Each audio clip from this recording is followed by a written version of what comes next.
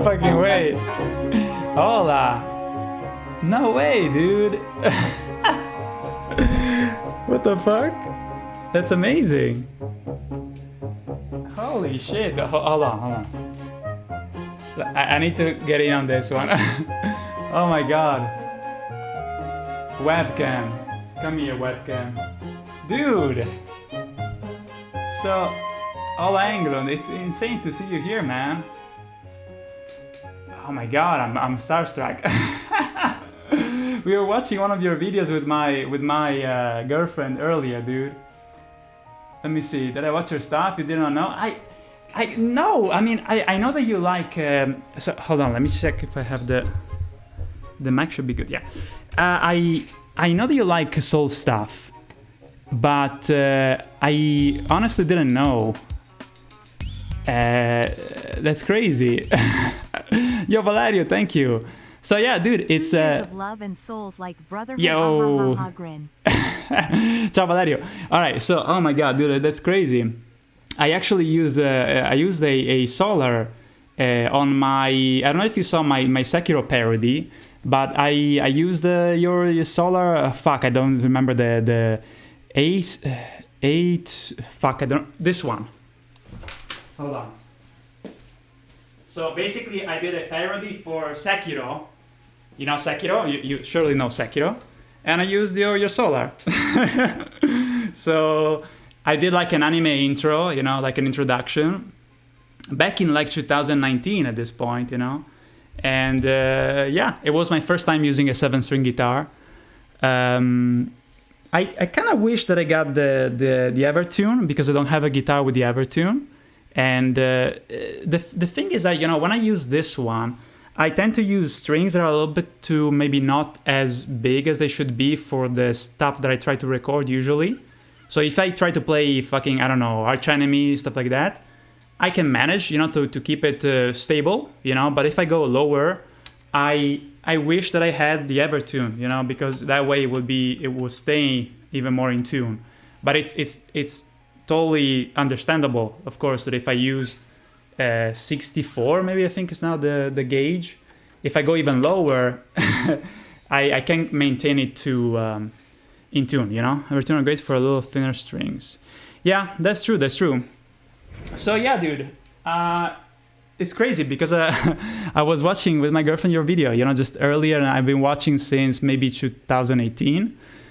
Since you had less subscribers than me, that's crazy. So it's nice to see you, you know, get recognized because you're busting your ass, you know, on YouTube. And yeah, you're a funny dude. And trust me, in this environment, you know, of YouTube, being someone that is like Italian, I feel like we are in an environment where we need to really, you know, it's tough to. There's a little bit of a barrier, you know, with like the usual audience that is from the US. And even when I started making my parodies back in 2015, around that, it was kind of like a little bit tough because people would judge you, you know, maybe for the way you speak or like the English not being perfect. And especially for my stuff, you know, because I have a style that is kind of anime mixed with American, you know, they would think that they would be kind of like weirded out by, wait, why is the voice acting so weird, you know, because they were expecting an American to do animation, right? But I'm Italian, which is very odd. And so it was always difficult to kind of like break through in a way and convince people to watch your stuff. And but at the end of the day, you know, it happened, and I'm really, really, really happy where I am now, you know. And yeah, so I feel like it's nice that me and you, I suppose, we don't have like this huge audience, you know, like that is excessive, but we are in a place where we can connect with people, you know. So I feel like I have this kind of like we share, I suppose, this kind of similar type of audience, you know, which is really nice. But yeah, dude, I don't want to like keep you hanging too much. I'm gonna go back get some water, and it was amazing to see you, man. You should also be proud. Holy shit, dude. It's amazing to see you here. Yo, X Black, I don't know if you know Ola in the YouTube chat. He's a legendary, YouTuber and guitarist. Oh, by the way, Ola, are you gonna play with the Haunted? Sorry if I'm not super updated on stuff, but we've been watching a couple of concerts, nearby. So we went to see Queens of the Stone Age in Milano, and we went to see Tolminator, which I don't know if you know, in Tolmin in Slovenia. We went to see Testament and also Dark Tranquillity. So we might go see Abbath in Italy, here nearby. But I wonder, when will you consider to maybe go to Italy to play something, or maybe do some seminaries or with the Haunted? Whoa, what? What the fuck? In Milan, as Ola Englund. Dude, that's amazing. Okay, I'll check that out. I don't have anything booked. Okay, I see. Interesting. But yeah, so you're doing a seminar, correctly? I think it's correct, right? Because Ola Englund, the Swede, sounds like that. Oh man. All right. So let me see who's here. We got, I can read the name, Templar. We got some cat named Kevin. Let me put the music back, by the way. All right, a little bit of Wind Waker. Fucking amazing. I usually put like Doom Eternal soundtracks or stuff like that, but today I was a bit of a chill, vibe. And by the way, check this out. We're basically finishing up the Ancestor Spirit. Let me see. Animation standard. We're animating the Ancestor Spirit.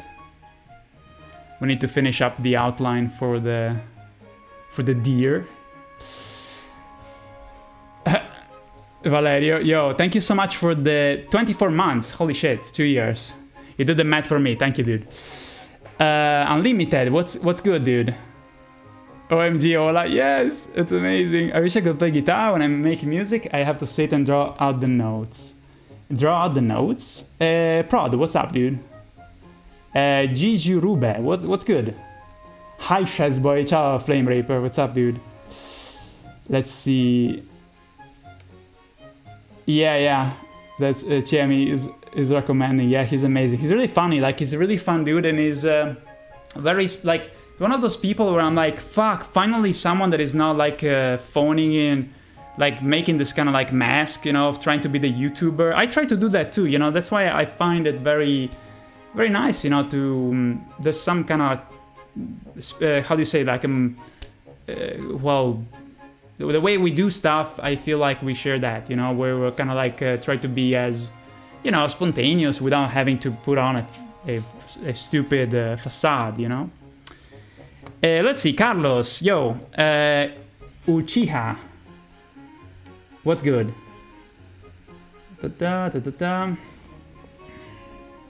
Unknown, what's up? Requiem, how's it going? Doing okay.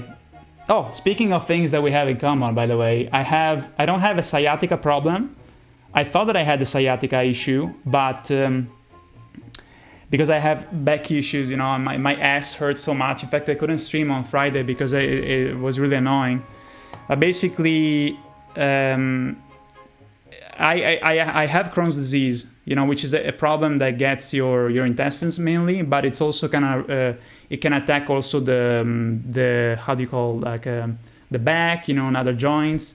And so you guys in the chat, they know, I have this. It's called the sacroiliitis. So my fucking back, it's kind of like the pain of the sciatica. It's like someone is sticking a fucking knife in your ass, basically.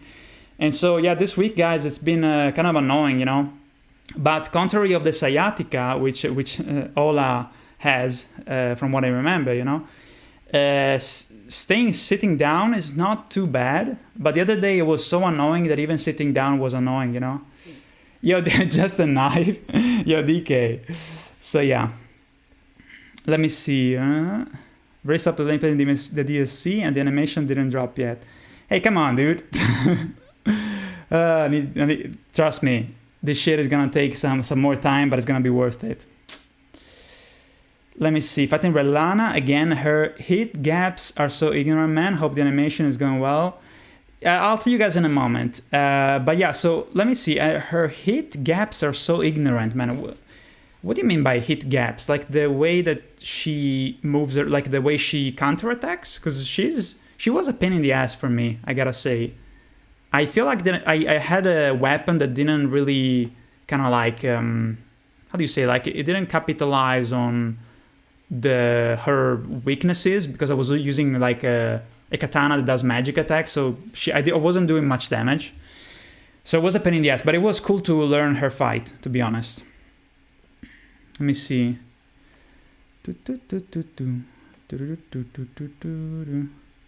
Brock, what's up? Yeah, I'm pretty good, man. Pretty good. Oh, hold on, let's put on the Wind Waker soundtrack. Wind Waker OST as a whole. Alright, let's see. OST. Do I have the... yeah, the whole 2 hour and 34 minutes. I like it. Play. Yes. Fuck yeah.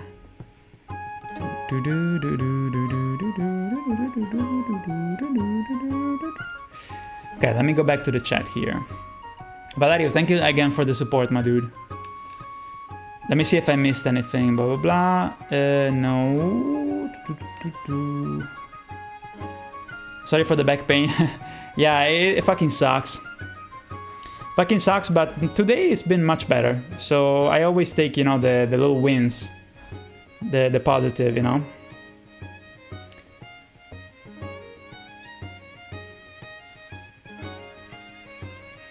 Let me read again the message. It says, she should be proud, absolutely, we're niche, but I consider that a strength. Yeah, true. So he was saying that it's a concert, okay, together with the bassist and drummer. Yeah, I guess he's gonna play the songs from the intros of his videos, of his FAQ or Sunday with Ola. That's amazing. I always love those. They have a really nice, yeah, you know, Swedish vibe, you know, like the is it the Gothenburg sound, you know? Amazing. Ciao, Alex. Yo. Take care. Have a great stream. Thank you, dude. Thank you so much.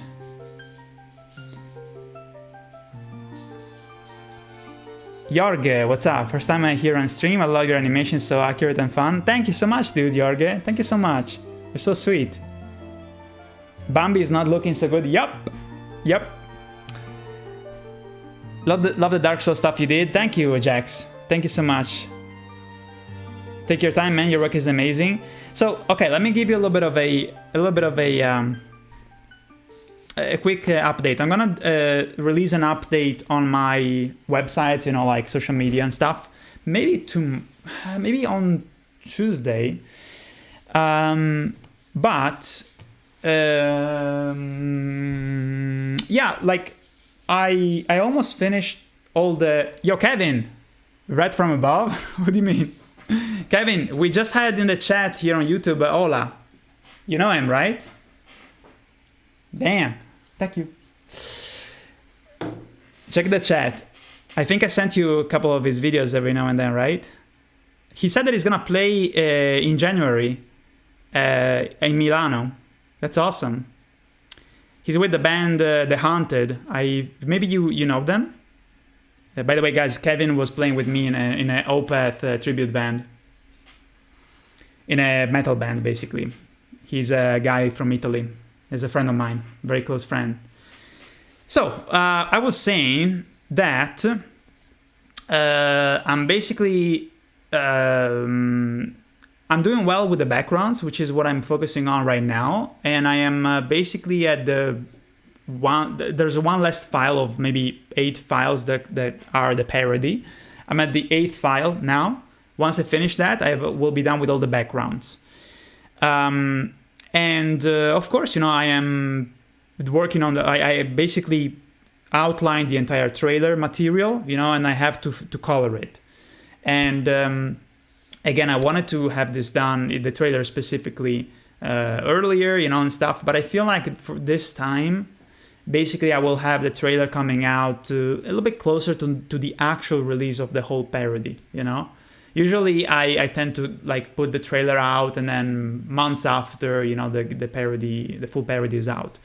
But this time around, I wanted to really kind of like complete a lot of stuff, you know, from the parody before releasing the trailer, so that when I say coming soon, it's actually pretty true, you know, pretty true to the words. So, so yeah, I hope you guys look forward to this update. But yeah, what the fuck was I gonna say about it? Yeah, the backgrounds are usually the part that is most tedious, you know, to do, and it's a lot of details, and it's kind of a pain in the ass. So I just wanted to get those done, you know, so I can be done with it, you know, and move on to the actual animations of the characters, which is usually more interesting, you know.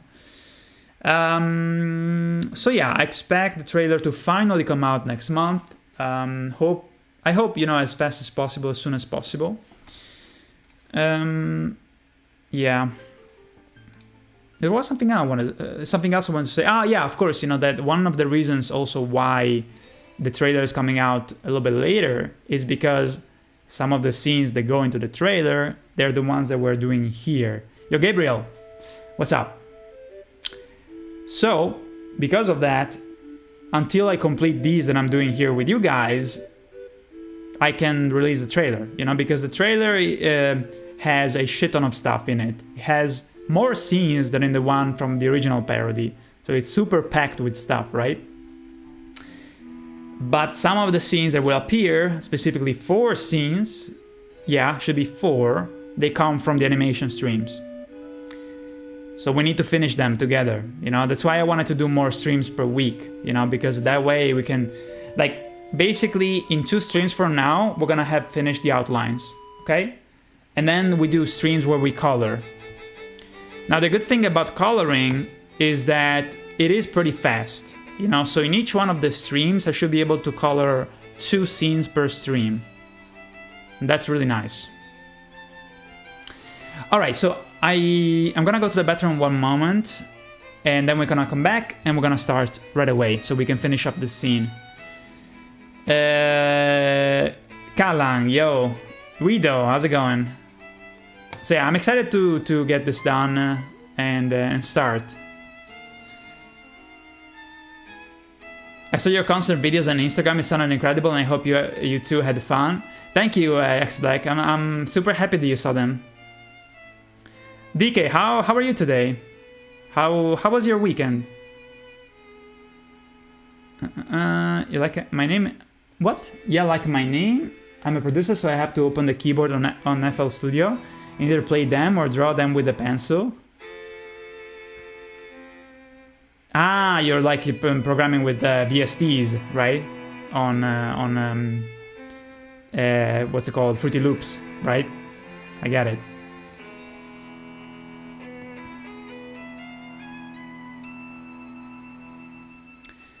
Okay. I look breathable. Okay, that's a good compliment in a way. Oh, yeah, before we start, hold on. Just wanted to say thank you because of a couple new Patreons. So one that really got me surprised because they became a Patreon for $3, and then right after they upgraded the pledge, and that's Return to Cinder. So I wanted to say thank you. Hold on, the notification should show up right now. So thank you, my dude. I really appreciate your pledge. And let's wait for it though. Come on. Come on. I already pressed the button. Should be showing up any second. Come on. Let me try again. Boom. Okay. I pressed it, so it should be working. Maybe I need to refresh the alert. There was one time that I remember that the fucking alerts were not working. But then after a little bit of time, they started to work. Let me refresh the page of the fucking stream labels thing. It's so annoying. Because I really wanted to put on the alert, you know, to say thank you. So we are at 286 Patreons. That's really nice. That's really, really nice. Okay, it's loading. Let me just spam both of the Patreons. Oh, there you go. There you go. It worked. So the other one was Nicolas Koenig for the $10 on Patreon. That's super, super kind. I wanted to send me a message, then I forgot. But I'm gonna say thank you right now, I suppose. Really, really generous. And thank you, Return to Cinder, dude. You're the best. Holy shit. All right, so let me just go to the bathroom 1 second. I'll be back in 2 minutes. And then we can start. Hold on. Animation standard. Let me put it on just...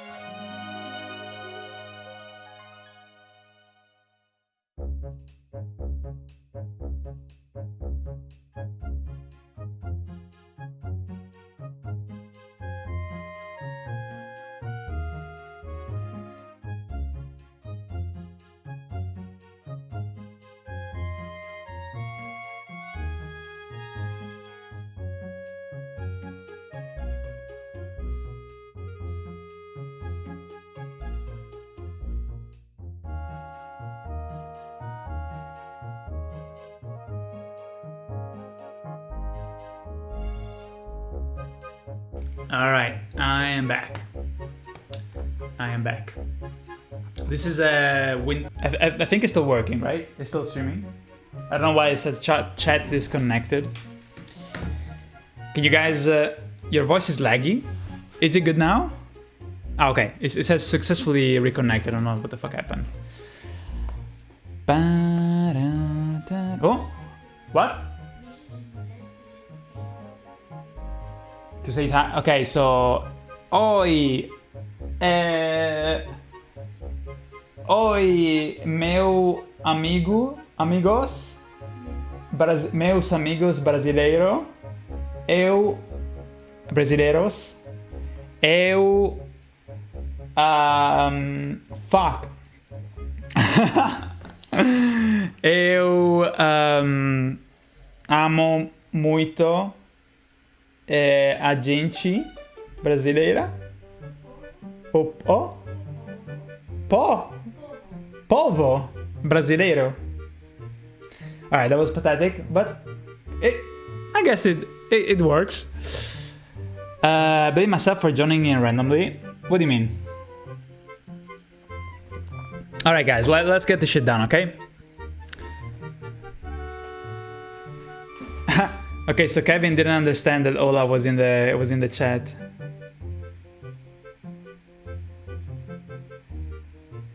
All right.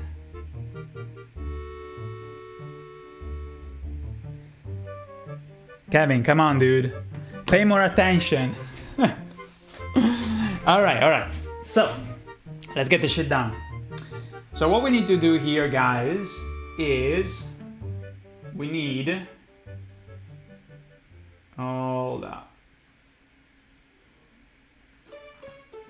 We need to basically finish up the frames that are the walk cycle for the deer, and then we can move to the next scene.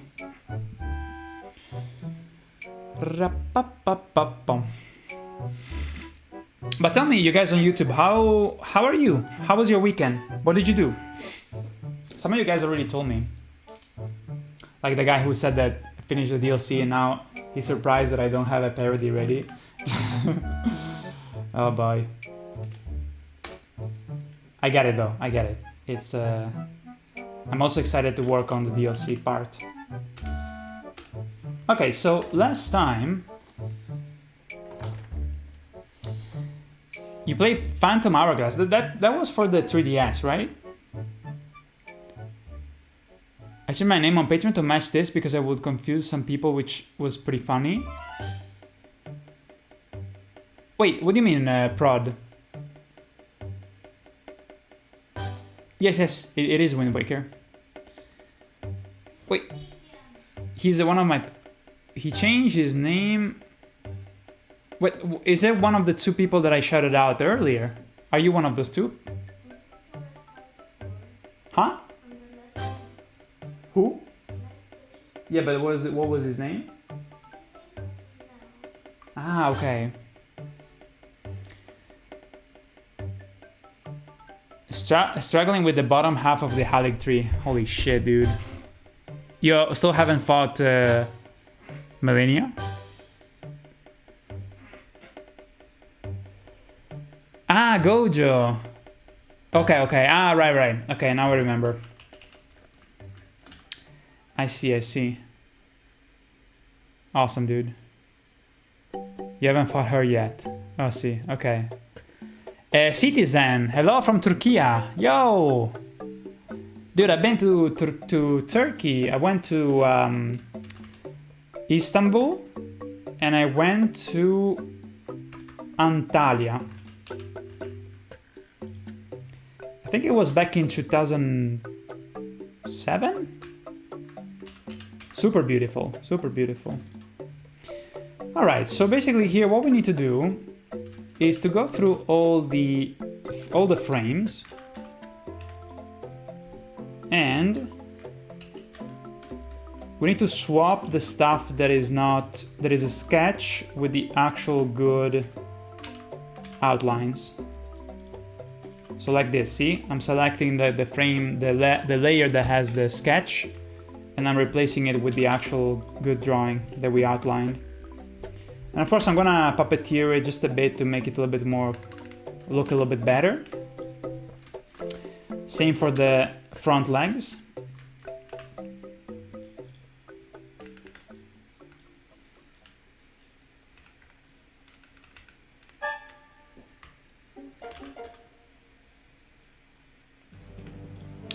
Yeah, it was really nice to have Ola Englund in the chat.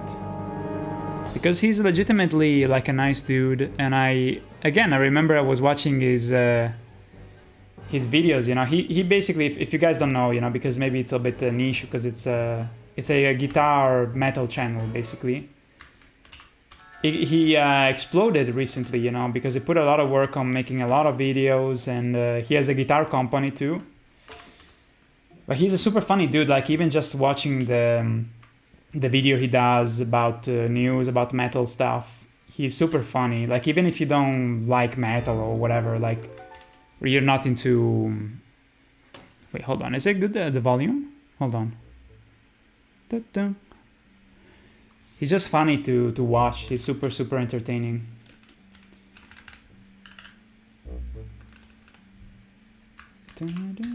He has a lot of connections with so many bands. He interviewed also, you know, Dream Theater, John Petrucci, a lot of the big ones. So knowing that he enjoys my stuff and he follows me, it's awesome. Like I remember that one time he responded to one of my comments,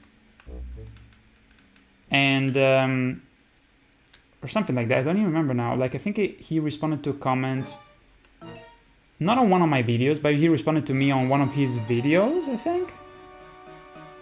And from the way that he was talking, it seemed like he was responding. It seemed like he was familiar with the fact that I was doing animations, something like that. But yeah, to see him here, you know, just popping in, it was kind of crazy. Anyway.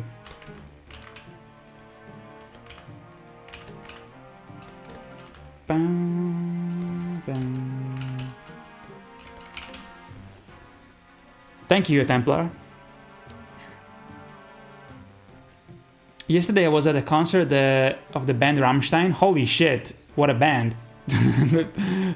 A small band called Rammstein. My god, dude. In Gelske Kirchen. It was incredible, like every performance of them. Yeah, I know that it's a little bit hardcore for my taste, but I would watch Rammstein. Fuck it, because I mean they're spectacular to watch live. I feel like the ticket would be pretty expensive though. Would be pretty fucking expensive, right? But they put on such a big show that it's probably super worth it.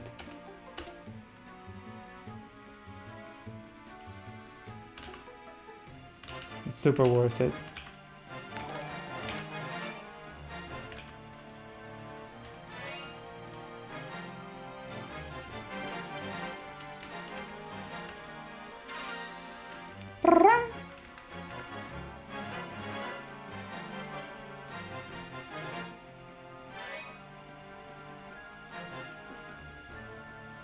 Okay, so I suppose now we...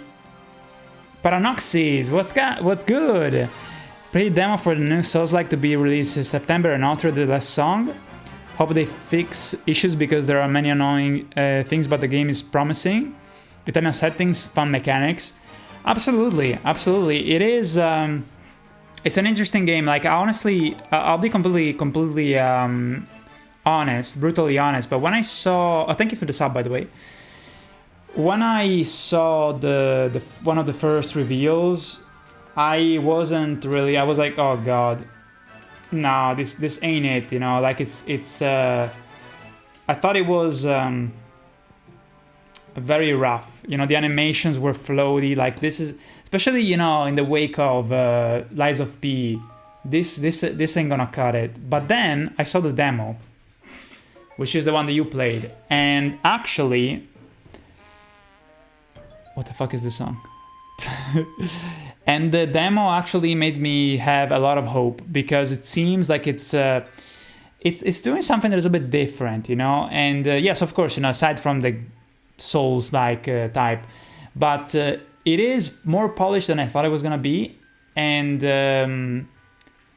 yeah, it's kind of... I mean, honestly, especially I'm from Italy, you know, so you can imagine that I don't have a lot of hope into you know, Italian developers, because they don't do usually... There's not a big tradition in Italy of games, you know? But the game looks really nice. It seems interesting and it makes you curious to explore it. And the mechanic about the masks looks really fun. And yeah, it's a game that I if I had the time, I would play. Maybe I wouldn't buy at launch. But if they can iron out some of the smaller problems that the game has, which, by the way, so far in the demo I didn't see any big glaring problems. It is pretty good. It's pretty good. I was super surprised, and again, I really enjoyed the setting. You know, the setting is like a combination of all the things that are kind of beautiful about Italy, and also some stuff that is kind of like weird, which I can appreciate. Nothing good, another dude cheated on me, I'm done. Going lesbian or completely single? Oh god. Has a great soundtrack, yeah, that too. I mean, to me, it reminds me a lot of The Witcher. But I will have to listen to it a little bit more. So another dude cheated on me, I'm done. Going lesbian or completely single, I'm out. Well, I think that... well, first of all, I'm sorry to hear that. It sucks. But... hold on.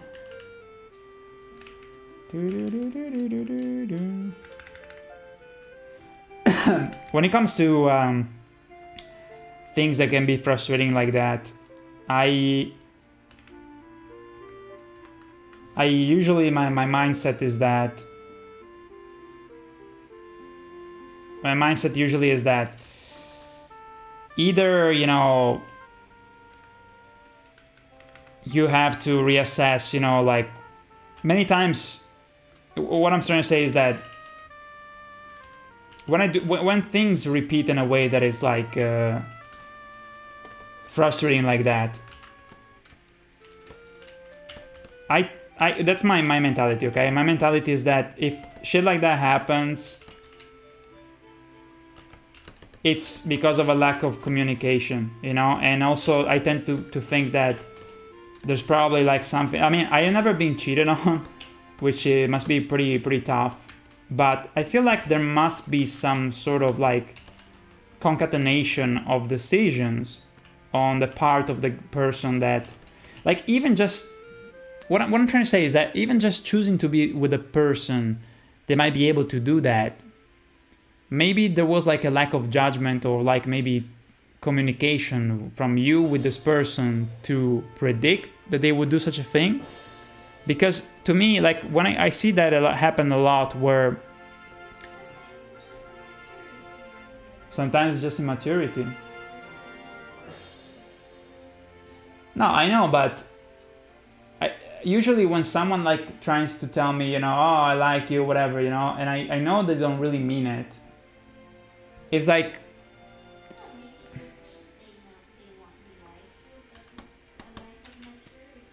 yeah, but to arrive to the point of cheating, that's pretty hardcore. Some people are hassles because of, what I'm saying is that if someone does shit like that, I feel like if you of course, shit happens, but I'm saying that sometimes maybe by knowing what this person is capable of, maybe their background, you might be able to kind of like predict that maybe it wasn't the nicest person, or maybe it wasn't like it wasn't the most transparent person, you know? You can't really trust them in the first place. Maybe manipulative. Some people know how to pretend very well, you say. That is true, but it's like, I don't know. I feel that I'm pretty fortunate, because I feel like maybe one of the reasons why thankfully I was able to avoid things like that is because I don't know, like I don't take anything from a person that is not the minimum of 100% of like I can trust that person, you know? Because I rather not be in a relationship if I'm not trusting that person completely, you know? Like I'm gonna fucking like dig so deep to understand if I want. I'd rather not be with a person that I can't have that deeper connection, you know? I'd rather not even like continue to do the thing that we're doing because I'm not sure enough. Like I'm just gonna fucking bail out. But that means, you know, that in my life I had less opportunities, or I guess I had less girlfriends and stuff, which is totally fine. You know, I had like 4 girlfriends, you know, basically. But you're missing the context. I'll read the message, Crusader. Chuck Crusader. All I'm saying is that it's easy to say, oh, yeah, you should have done this and that, you know. But the thing is that I didn't have a lot of experiences. So the more someone has a lot of experiences, the more shit can happen, you know. So for me, it's easy to say, oh, but, you know, it's easy, or something like that. Because maybe I got lucky, you know. But at the same time, I had, of all these girlfriends, you know, these 4 examples, they're like maybe 7 others that were a potential girlfriend, and I decided to not even go any further because I saw the red flags, you know. I don't know. And at the same time, I know people and friends that are with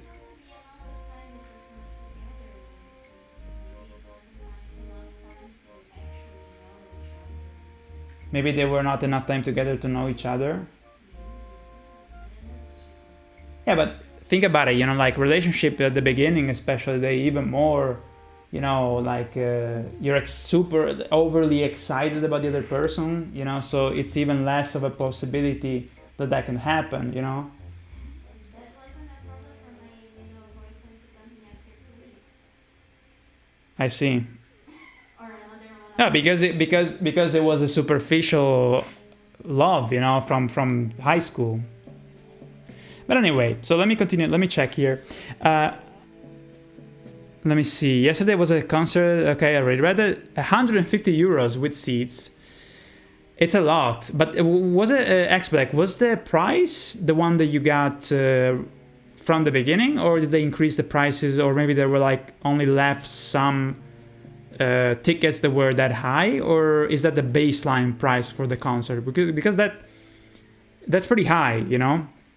I would expect like a Metallica to go for 150 euros, but given how fucking spectacular Rammstein are live, I think it's, you know, it's a lot, but it's still, it makes kind of sense, especially now the prices are higher. This is Flash 8 Professional, Bex. How are you? Let me see. I guess I'm just too old to believe in all shit guys say to flex and look better than all comes out anyways. That's crazy to me, you know, because I don't understand why people do that. Because to me, if I have to fake who I am, yeah, maturity, right? But if people like brag and shit, isn't that a red flag? Right? I guess that is a red flag. But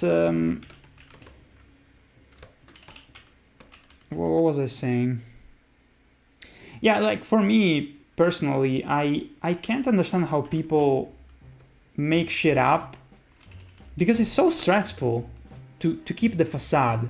It's so stressful that I just don't understand. Why would people do that? It's an amount of stress that fucking kills you. I'm a simple. What do you mean? Because I'm straightforward. Well, I am kind of complex, a bit even too complex when it comes to what I think, because I overanalyze stuff, right? I'm innocent. I see. Yeah, I am a little bit innocent, but I am a little bit innocent when it comes to love and stuff, but at the same time, I am innocent, okay, or whatever you want to call it. And despite that, I guess my innocence and my being like, okay, so you like me, so that's, I take it at face value. I'm like a puppy. But that never brought me into trouble so far, because I'm lucky. Lol. Maybe I have the puppy eyes. If I do the puppy eyes, people don't want to break my heart. Well, I got my heart broken though. Well. Shit happens. True. Let me see. So yeah, all I'm saying is that maybe people that flex, like I can't understand why people would do that. I just don't, like, how can you just be okay with how you are? You know, that's what I'm asking, you know, like to the person that would flex and pretend that they are something they're not. I don't know, they just lack the credentials, and that makes them go crazy and then pretend they're something else. But why? It's not a place to talk about it. Okay, I get it. Sorry, I only saw that message right now. Let's see those Bambi legs animated. Let's go. Seftor, what's good? Good to see you. Let me see. The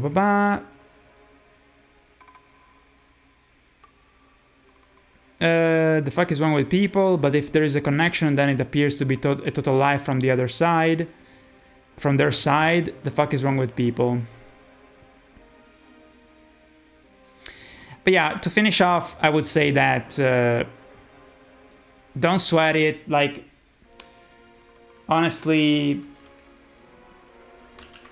what I would say is that stuff like love, you know, it has to come when you least expect it, you know, like sometimes you just have to be kind of like looking around like, okay, I don't care, you know, being in a relationship. And for me, it was kind of like that. I was like, for now, I don't care about being. I'm so busy, you know, that I don't even have the time for it. And then slowly, you know, like the opportunity or whatever appears, but you're kind of like, okay, I guess I'll try, you know, and then things can go in a certain way that you're super happy. But what matters that? Exactly, yeah. If you're happy with who you are, and you don't look desperate, yeah, yeah. That's what I'm saying. Like when I ironically, when I met Jamie, I was in a position where I was like, you know, maybe now I guess as a change of pace, it would be nice to be maybe with someone. But if not, it's fine. I don't care, you know, too much. Honestly, got so much stuff to do, and I am enjoying my time. And then things happen, and I was like, okay, this is exciting, you know. But I was already happy on my own, you know. But she's the icing on the cake for me. She's like I said it many times, you know, like to me in general, you know, being in a relationship should be something that you do, something different, you know, that happens in your life.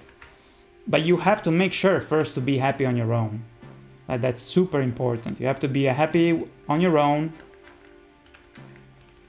and then a relationship is just something that can happen, and you take it and you see how it goes, you know?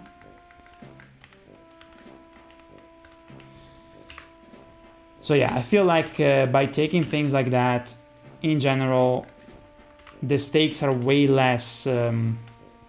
You're more level-headed, you know. You can kind of like spot the bullshit, because you don't have to cling to someone, you know. We're like, oh god, you know, oh, this thing is so fucking fragile, this idea of being in a relationship, I have to hold on to it at all costs. When you're level-headed, you can spot all the bullshit, you know. You can realize what really matters, and maybe it's easier to see if someone is pretending to be someone that is not, you know.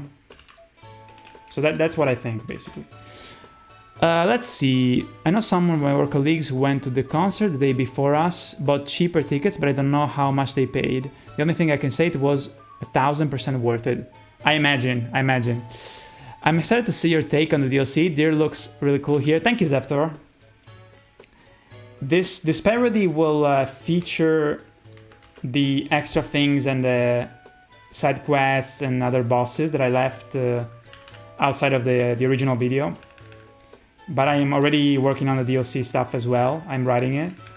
So there will be a lot of stuff in the future, dude. I'm super excited. But yeah, honestly, in general, I would say that when it comes to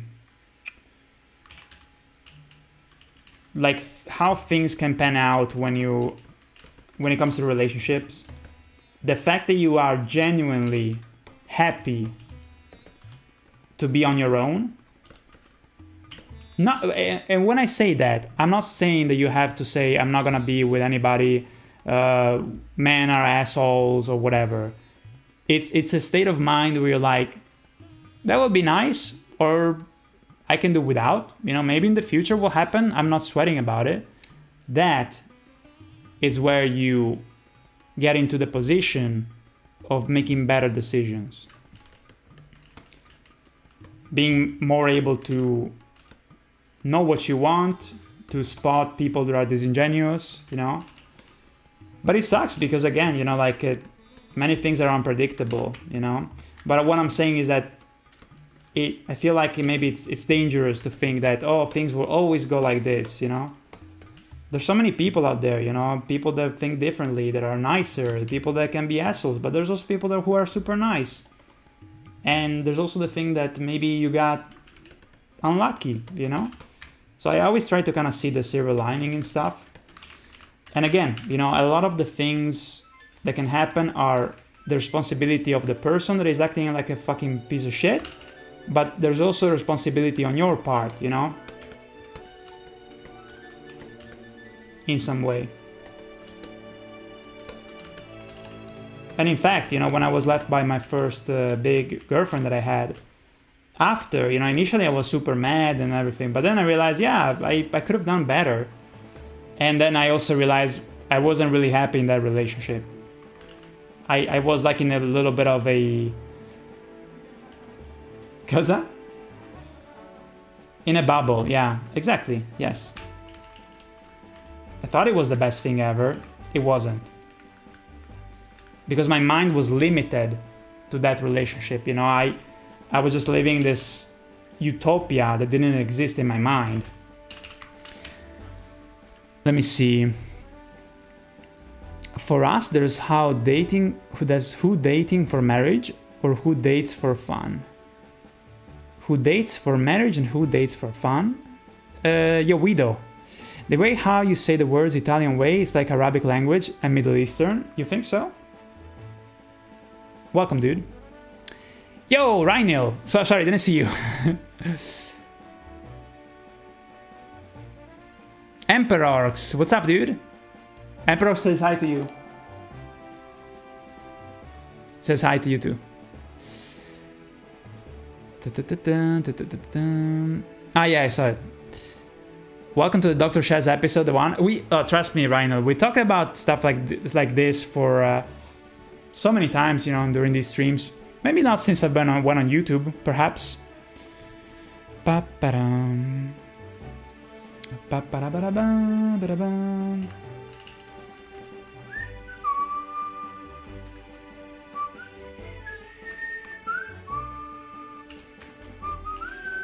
Okay, so here I guess I have to show a little bit of the fold like that. Hold on. Like the knee here, see?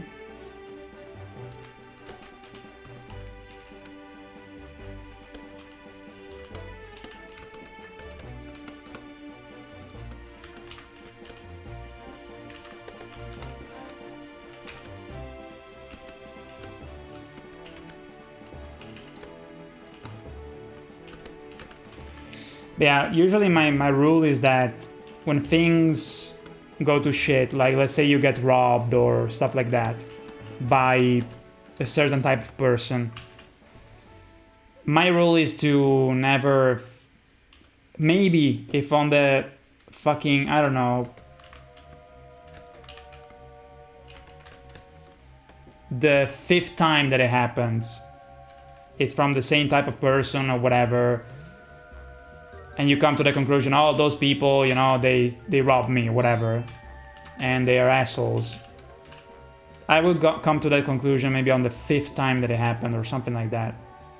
But I always try to kind of give it the benefit of the doubt as much as I can, because I always think that it's a very dangerous road to kind of like because I understand that it's easy to, and I did it in the past, you know, no judgment, you know, to think, oh, you know, this kind of person, I knew, you know, he's the type of person that would do this, you know, and it always happens, and so all those guys are assholes.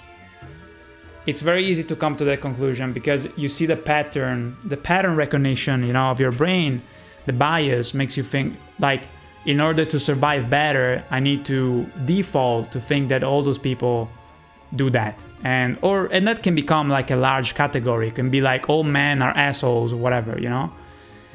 But it's a dangerous path, you know, because it could be that for, like I said, you know, it could be something that you did also, that your predisposition into that relationship was opening up doors for those mistakes to happen, you know. And then there could be the fact that the person in front of you was immature, you know. It could be the fact that you're usually, not you, I'm talking about in general, that someone can gravitate towards the type of personality that brings to that conclusion, you know, to that kind of like pretending to be what they are not, you know, being secure. There's so many things that we do like in a way that is not irrational, more like more than irrational, I would say subconsciously we do stuff, you know. And I feel like that's because we don't think too much about stuff usually. We just kind of like we don't want to deal with things, and think too much about it. We want to simplify it, you know? And simplifying stuff requires less time, you know? It's much easier to kind of like not overthink stuff. But there's a difference between overthinking and just kind of like not ignoring the signals, you know? And I am the type of guy that tends to analyze things that happen with people around me, you know? I used to overanalyze, but I feel like at this point in my life, I'm at the point where I analyze just the right amount, where I don't put myself in a situation where I'm frustrated or anxious, right? Just the right amount so that I can kind of like gauge around me if this person is worth being with, if this friend I can trust, if it's worthwhile to spend my time with this person, you know, and it gives me something that actually makes me happy.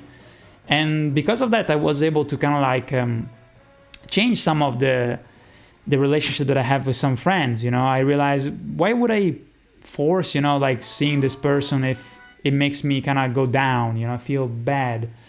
So I started to kind of like avoid maybe seeing this person as much, and even some people just kind of like, you know, slowly fading them out of my life. And before it was kind of like painful to think of, you know, fading them out of my life. Nowadays I don't give a fuck anymore. I really don't give a fuck.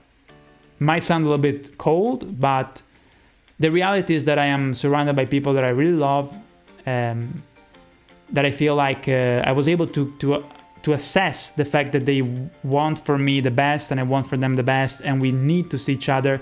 And then, you know, there's also people that I don't see much, but we are in a relationship where we want to see each other, just check in, you know, even once per year, or like an audio message on WhatsApp.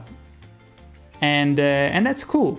It doesn't have to be more than that, you know, whether because, you know, we're not living too close, maybe because we don't have a lot of stuff in common like I have with other friends.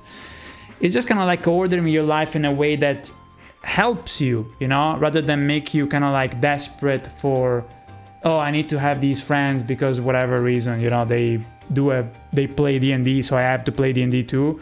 Like, for example, one time I was with some friends who were playing D&D. I realized that I didn't like it as much, you know, and they were like super into it, you know. I am more casual about it. I don't dislike D&D, you know, but because I'm really busy, I rather do something else. And initially I wanted to kind of stay a little bit because I was like, I wanted to enjoy with them this kind of thing that we do together, but in reality, it was more of a waste of time in many ways, you know. I enjoyed many aspects, but their way of engaging with the game was a bit too hardcore. And there's nothing wrong about, you know, wanting to do something that you like, you know, and being transparent and saying to your friends, look, this is what I like, you know, I respect the fact that it's funny, you know. I even said one time, look, I can join you guys every now and then, you know, just to kind of like be like a extra character that appears and you can make me do some stuff that is kind of chaotic and stuff. And we did that. And yeah, it wasn't anymore a thing where I had to be there all the time. And it worked out really well. And then it was the pandemic, so things kind of stopped. But I wanted to look after my own happiness, you know, instead of just trying to fit in at all costs, because I don't like that. I don't like that. Okay, let me see the messages here and then we continue. You mustn't look for someone to be your other half. You must be complete on your own and to share your happiness with someone else. That's very true, Gabriel. I agree. Let me see. Nobody I've met who is in the same gender would be willing to shout with me at Titanfall. What? And insult everyone who kills me with me. Wait, hold on. Let me go back a couple of messages. And to be honest, I have tons of options, but I sacrifice my entire possible romantic life because my persona is funnier than they are worthy of the sacrifice. What? Because my persona is funnier than they are worthy of the sacrifice. I don't know what you mean, Crusader. That's weird. I don't understand. Please explain that better. Because it seems, from what you're saying there, it seems that you feel like you're super funny or nobody can handle how great you are. maybe I'm misunderstanding, but that's not a good mentality, to be honest.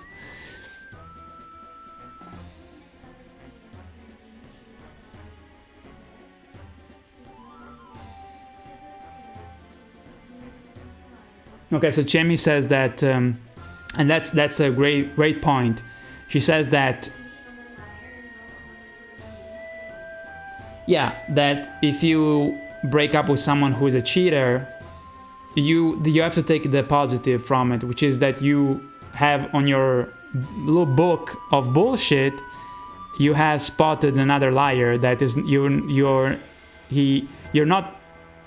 it's not worth your time, right?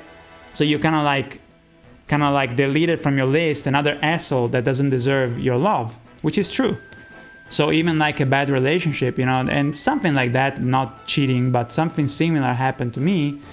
And to me, it was just another experience point, since we're talking about D&D, to realize that type of person, and that happened to me, that I was with someone who was kind of super jealous, and I was with someone who was getting, like, I suppose they would get annoyed. How can I say? Well, they have a type of impulsive kind of mentality, and kind of crazy, like reacting over the top, for stuff that didn't make any sense. And so I realized that in that relationship, for someone like me, that is a lot of stress that I want to deal with, So everything that you do, every experience that you have, it's another. You dealt with a type of person, then you dealt with another type of person, and maybe these people will have in common the fact that they are possessive or whatever, but they also have many other traits of their personality that you basically had to deal with, and now you know that those things you don't want to deal with those things. You're like, okay, I went with those people, and I know that I don't like that type of thing. This other person has another thing that I don't like, I don't fucking know, they're like super bigoted, I don't like the thing of this person, I don't like this thing of this person. And at the end of the day, the more experiences you have, the more you kind of like do an average and then realize, okay, I like this type of person that's more chill or whatever, and that's who I want to be with, that's usually what I aim at in terms of being happy, Yo, developer Red, what's up? Ciao Nexa. Been busy so much, I'm usually working. I see, don't worry.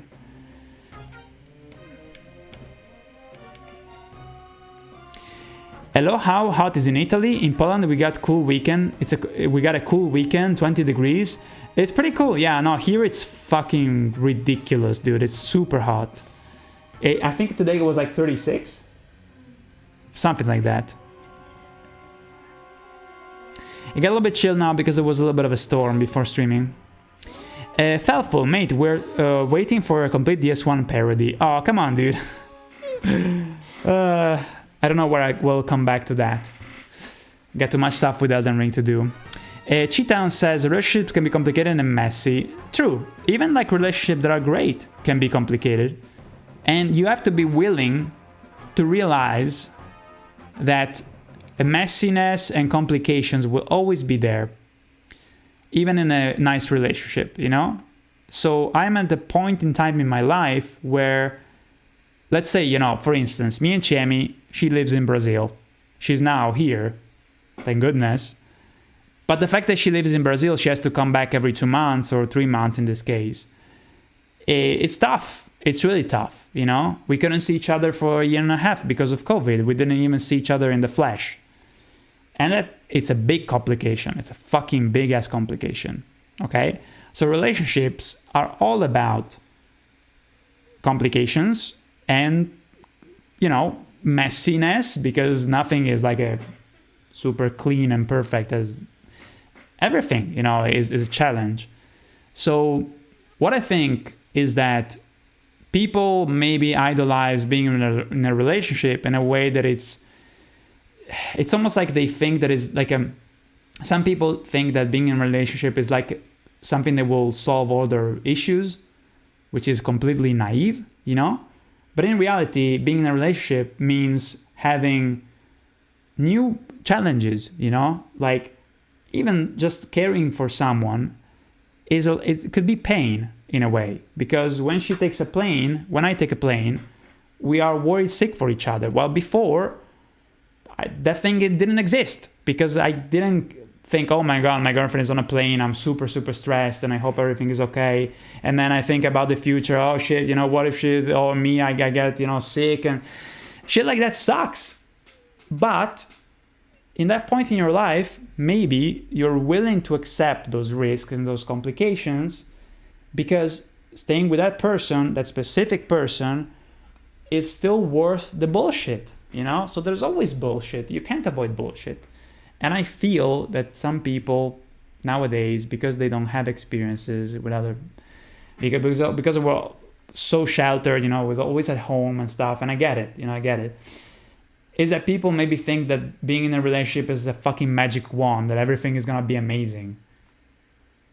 That is the mentality of like your first maybe relationship, where you're like living on the fucking planet, you're like between the clouds flying, because you're a little kid still, you know, you don't know that relationships can be a pain, you know, and can be super amazing and also a pain. Everything is a pain and also amazing. There's always like a two sides of the coin, you know? Let me see. But yeah, cheat down, that's true as fuck. Let's see.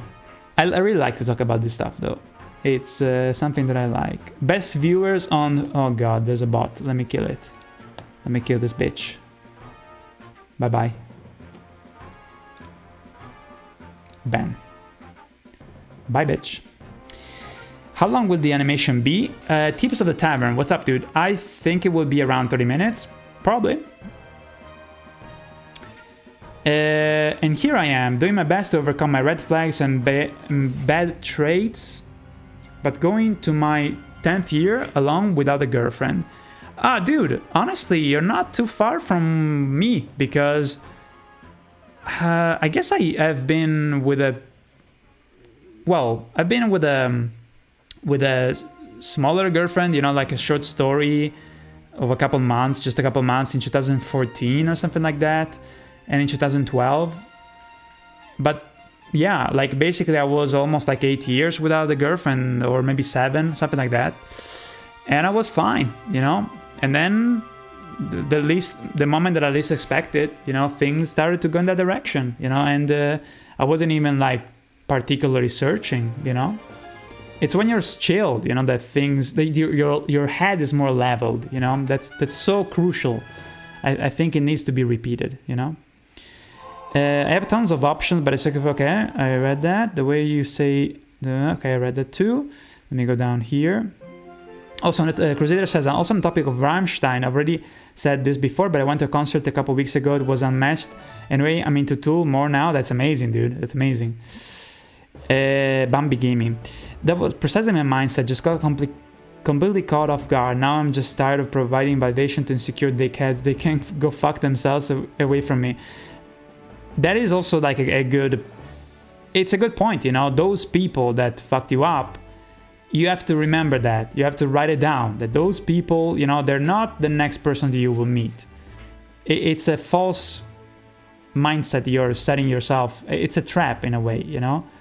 But you still have to remember those people that specifically you went with, and see if maybe with the next person you'll find some similar patterns reappearing. That's how I usually do it, you know. That's how I think about, is this gonna be a good relationship or not, you know. Everything is experience. Everything is experience. Nothing is thrown away. And besides, you know, think about it, you know, I try to compare it when it comes to misery and stuff like that. I always try to think about the worst that's gonna happen, you know. Some people, they have 2 kids and they get cheated on, and that's a disaster, you know. But maybe you, at the end of the day, if you get cheated after a couple of months with someone, again, you learn that that type of person is an asshole, and you gotta stay away from people like that, you know. And I don't know, you still met a person, you had an experience that you have under your belt, and that will make you more mature to handle in the future something else. 36, wanna try Brazilian famous 42? Yeah, but I think the 36 is probably feels like, you know how they say like it's 36, but it feels like 45, something like that. No, I like 42.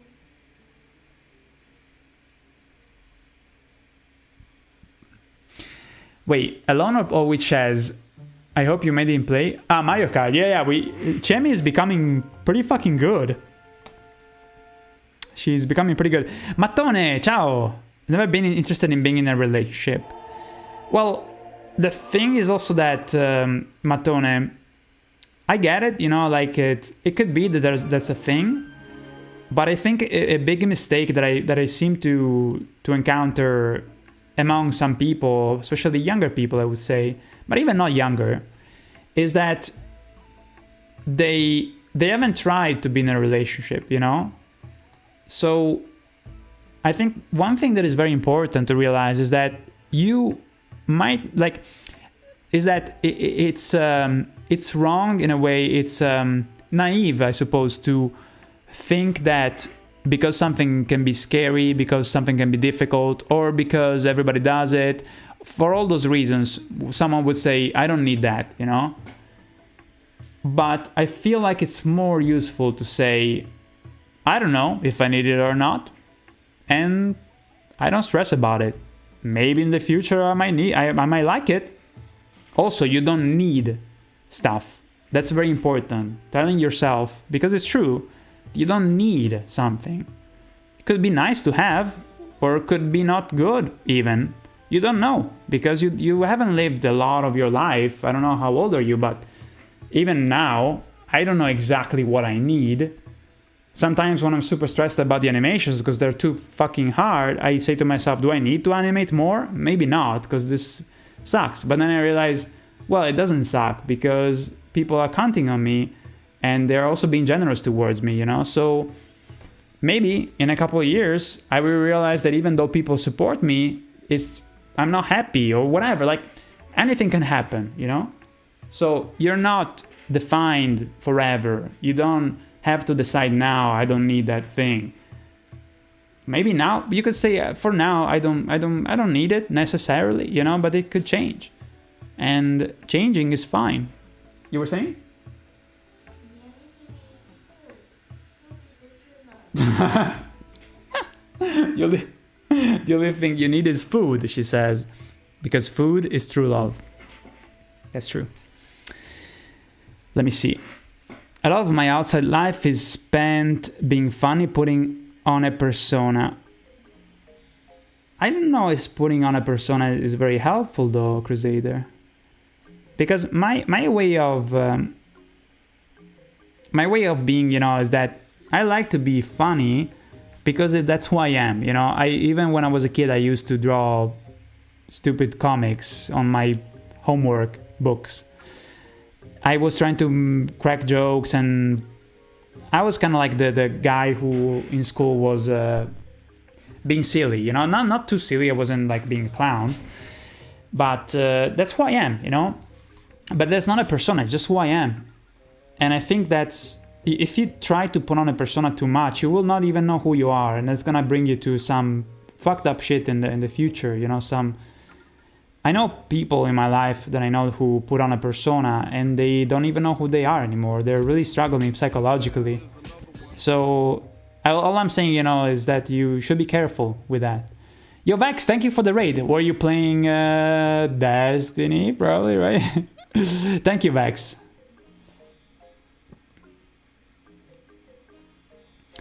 I don't like being honest, especially when I'm in a place full of assholes. Any weakness or honesty just doesn't work. Well, then you're surrounded by shitty people. If you have to fucking pretend to be someone, that's a horrible way of being. Dude, you have to check who you're surrounded with, to be honest. Because I don't want you to get into trouble. I don't want it to get into... Like, the environment you're in is very important, you know, for your happiness.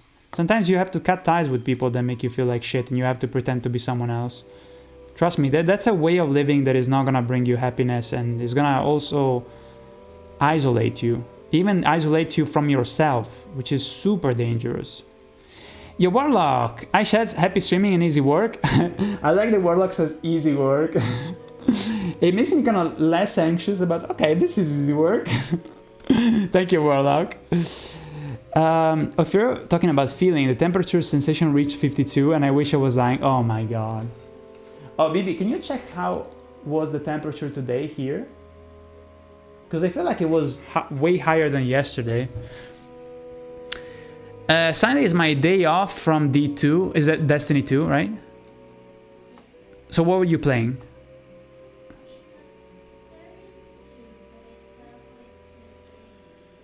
It was 32, but it felt only 32. It felt like 30. It did feel like 38. Now I just don't feel like it's the right moment.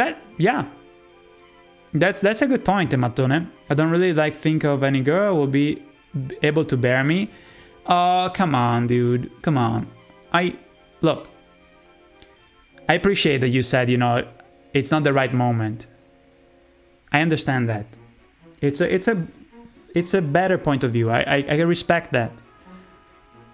But don't limit yourself, Don't think that you're unbearable, You just maybe have to, figure out stuff in your life, And in the future, what is a friend? Many times you don't even have to think about girlfriends, or boyfriends. You have to think about friends, people that want to be around you, And it's about... I think it's about, in the future, maybe you'll be happier with yourself. You'll be more happy, and thus being with friends or girlfriends or companions will be easier. And then you'll be ready. Just don't stress about it. But I understand if you think that now is not the right moment. I respect that.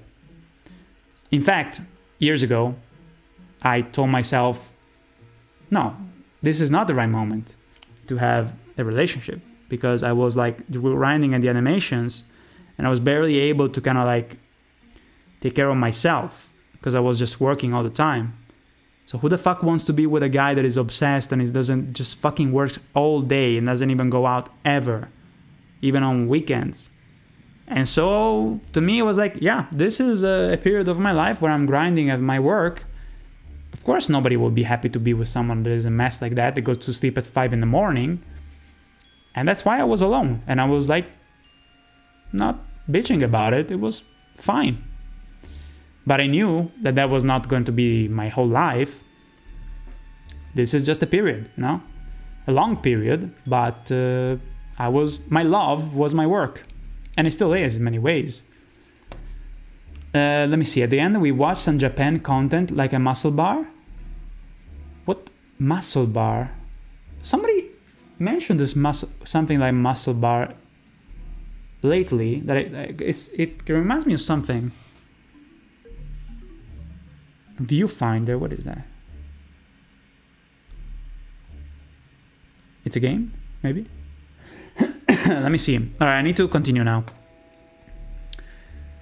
I have to slowly introduce myself, but it's likely episode nothing I'll tell. Bob or Big Man Tyler would say to everyone else I know. You all need a short, rough Bob friend who knows a lot in your life. A rough Bob? I don't know what a short, rough Bob is, dude. Gabriel says, we all have issues that someone is willing to overcome. Yes. There are many, for instance, I have my health issues, right? It sucks. And I'm trying my best to kind of even ignore that I have these issues, with my back and everything, my intestine problems, all of that. Luckily, I'm lucky enough so that it's not compromising me, But for instance, lately I wasn't able to fucking exercise because my back hurts. It sucks. And I'm frustrated because of that. But my girlfriend, she's able to understand, It's more that I would like to exercise more, be in a better shape, For myself, for her, for just being in a better shape. But she's not thinking, oh, I just accept him that he's, he has an issue with his back, so he can't exercise at all. And also, yes, she also has occasionally you know, back issues that are annoying. So, you know, we understand each other, but she also knows that I'm not gonna be lazy and be like, okay, I'm not gonna exercise at all anymore. I want to exercise. The problem is that sometimes my health issues get in the way, but she understands. So once again, it's about understanding each other, you know, and not saying you have to do this, you know, or otherwise it's like chill, you know. Always gaming, making games, writing songs, practicing art, studying and researching for these things. I do that too. But the thing is that, see, when I was working on the animations hardcore, super hardcore in the past 2015 up until 2020, where I was absolutely like degenerate, I was doing that, and it was cool, and it was nice. But now, how can I say, like 80% of my life, before 100% of my life was that, right? But then in 2021, whatever, 20 actually I would say, when I was working on the Sekiro parody, I realized that I wasn't happy anymore because I was just kind of doing that all the time and it was repetitive and annoying. So I decided that connecting with people more, going out with friends a bit more, not too much, you know, because I'm not someone that goes out every weekend. I don't do that.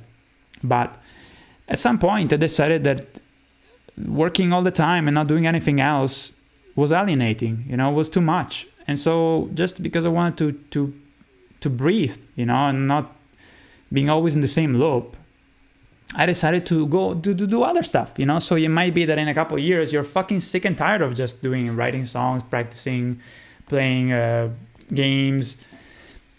So depends, you know. In your life, you're gonna reach a point where you want to do other stuff. That can happen. Holy shit, that's a giant marrow. What the fuck? It's a giant marrow. Holy shit. Vex, was that you? Yes, it was you. That's amazing. You find there is a game, okay. Dude, have a good sleep, okay? Have a good sleep. Thank you for the raid again. See you next time, dude. Raph Regulator 4. Oh, yeah. So he's called Bob. He's also like 4 feet tall. I have a friend who was in the Italian military, by the way. This Tyler fellow is like 6'5" with shoulders the size of my head, who plays a lot of Ultra Kill. Good for him. It's a good game.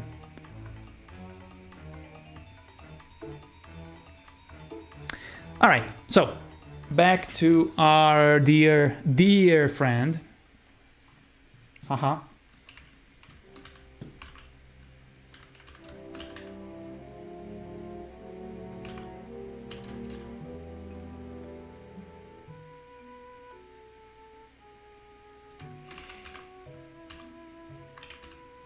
Okay, let's move this around a little bit. Let's see what we can do. We're trying to smooth out the animation of the walk.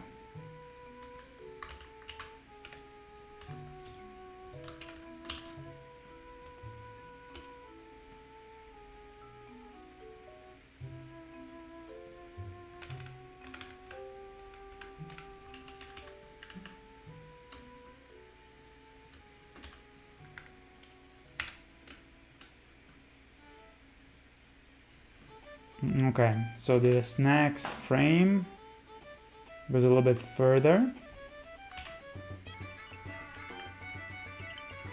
Yeah.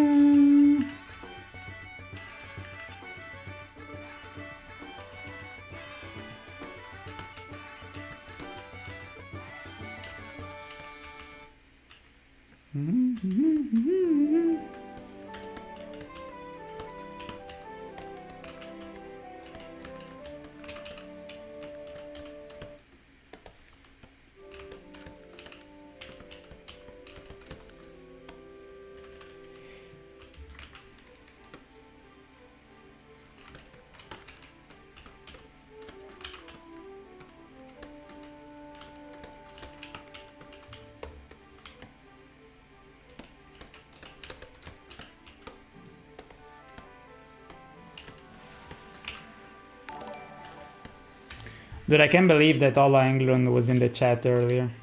That's awesome. I didn't expect it. Like the least thing I was expecting is it was gonna be in one of my streams. I guess it's the perks of being on YouTube now, you know? Somebody that follows, that you watch constantly might appear out of nowhere, maybe? That's amazing. Ah, boy. We are all eldering. We are. Saluti dal Brasile. Oi, come vai? Come vai, irmão? Irmão. Brother. Right? Como vai, cara?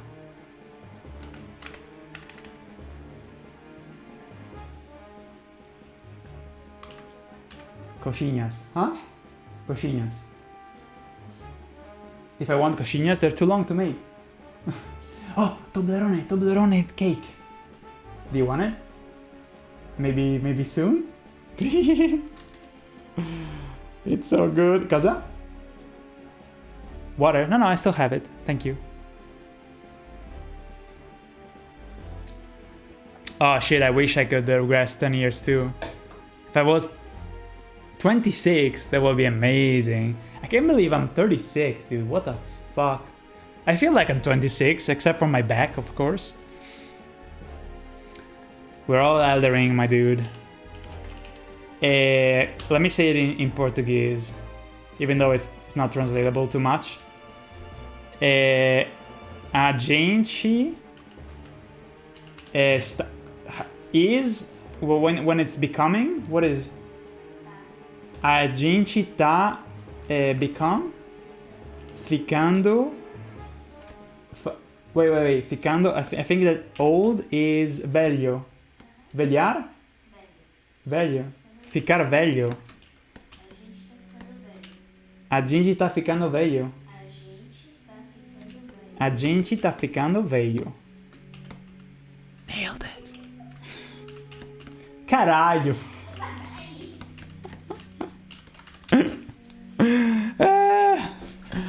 Is Portuguese hard to learn? For an Italian, not much.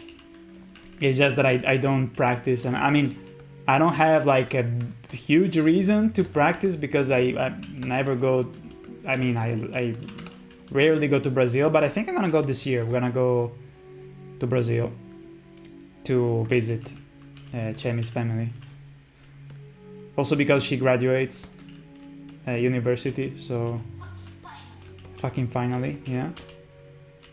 I mean, that's you're almost making it sound like you have been slacking, which is not true at all. It's because you don't like the university, right?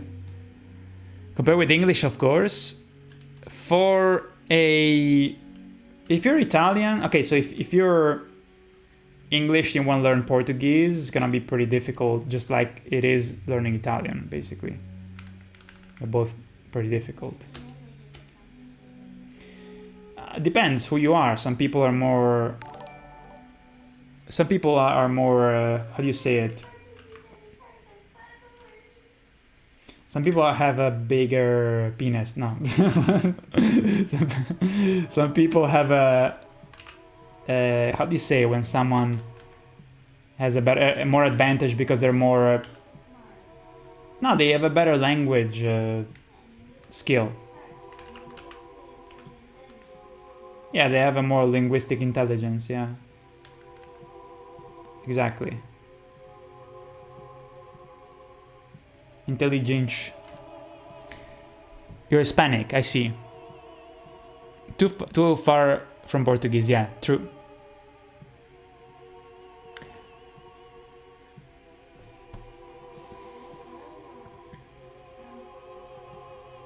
What are you doing? Playing Mario Kart? Huh? You should practice some of the shortcuts. Especially DK Jungle. Try to practice that one. Not DK Jungle, sorry, DK Mountain. That's a good one. She's getting Mario Karted, guys. That's fucked up. Alright, so... I'm trying to see which frame... Okay, so I think that frame number 6 is a little bit like this frame. So I think we can reuse it.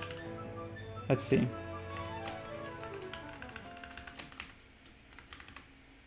Let's see.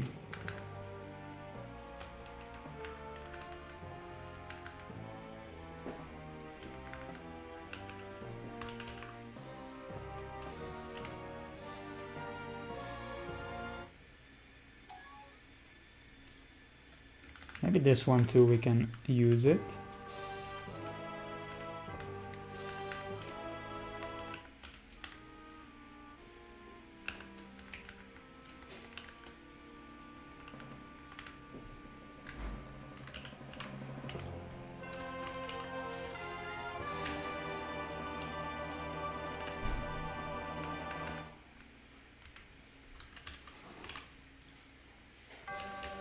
Need to remove this line here. I think that this hoof should be more oriented like that.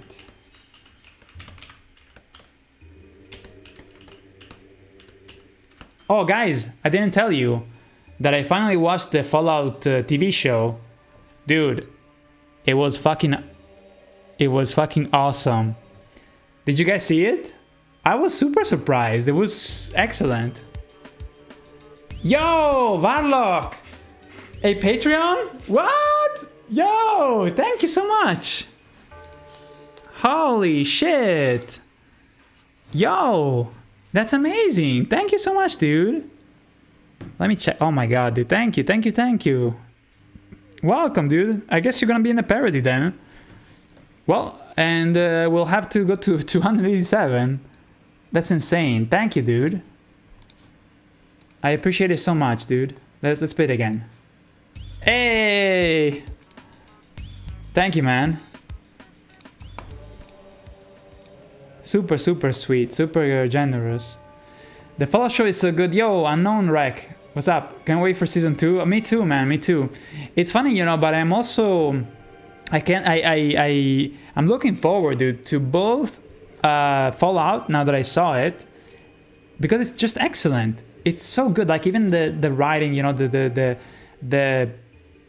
kind of like comedy, and the fact that it looks like the video game in many ways, and it doesn't become annoying, and it just feels like you're exploring, you know, even though you're following characters. It's just amazing, you know. It's imagine how hard it is to just get right something like that. We know it, you know. It's always been difficult for people for Hollywood especially, to get a fucking game right, you know. It was beautiful. It was just it blew me out of the way. Completely blew me away. None of the scenes felt forced. It was just like Fallout. Yeah. Oh wait, you should have a little bit too. You too. Okay, metà. Half of it. Okay. Yeah. So, man, really enjoyed it. So, as I was saying, you know, I'm looking forward both for Fallout and also Silo. Don't know if you guys ever saw Silo. It's a great, similar to Fallout in many ways, but even more mysterious, you know, and not, of course, not comical. So Varlock, thank you again. Sorry that it's not much, dude. Please. You're doing God's work, man. It means a lot to me. Like, it doesn't have to be, even if it's $1, $3, even the minimum makes me so happy that you're one of my supporters. It means a lot to me, man. Fallout is one of the good representative TV series of films based on video games universe. Yes, Goal is just something. He's extremely charismatic. Yeah, he talks like this. Yeah, you know, sometime give it some time, he'll become like me. Amazing. I love that. What's the actor called? He's called what was the actor called? Walter Goggins. Walter Goggins, yeah. Amazing. Fucking amazing. Oh no! God damn. I put my hand on the cake. It's because you put it next to my look. Oh no, now I'm conflicted because this is like, it's not hygienic, but I wanna lick it so badly because it's so good. Look at this chocolate. Can I eat just I just want to eat the superficial one. Oh god, it's so good. Fuck it, well, I guess I have to throw this. I have another one though. I have to throw this. Hold on. Fuck, let me wash my hand because it's a little bit... God damn it. Okay, so here's the thing, guys. It's kind of funny story. Me and Chemi, we got a sweet the other day that we wanted to try, and we were kind of skeptical, okay? So what you see here, it's a Toblerone. I don't know if you know Toblerone. It's like a type of... it's like a chocolatey, kind of like pyramid-shaped chocolate. And it's fucking amazing. They make it, I think in Switzerland, which is close from here. And I always, when I was a kid, I always loved to get Toblerone. So they made a cake that was in the, kind of like the yogurt area of the supermarket. And so they had this cake, and I'm like, oh, it looks good, you know, so let's get it. And it was in this closed package, so you couldn't see it, actually. But the picture was nice. And so we get it, right? And then we have dinner, and then we're like, okay, let's try it, you know? So we get one out of the bag, and we're like, huh. It's a little bit, well, I mean, from the fridge, so of course it's gonna be cold. But it's kind of dense. It's just kind of like a brownie that is like super dense, you know? So I start to eat it. I'm like, oh, that's very chocolatey. It's just that it's almost like a plutonium bar of condensed chocolate, you know? Like, it's a little bit difficult to chew. Like, I don't know if I want to get it again. And then after we're like almost done eating it, Chemi goes like, hold on. She goes at the fridge, she opens the fridge, she takes the fucking box, and I see her reading the box, and I'm like, wait, would you want to get another one? Come on, it's super heavy, you know? One is enough. And then she has like this eureka moment. She showed me the box, and it says, microwave first.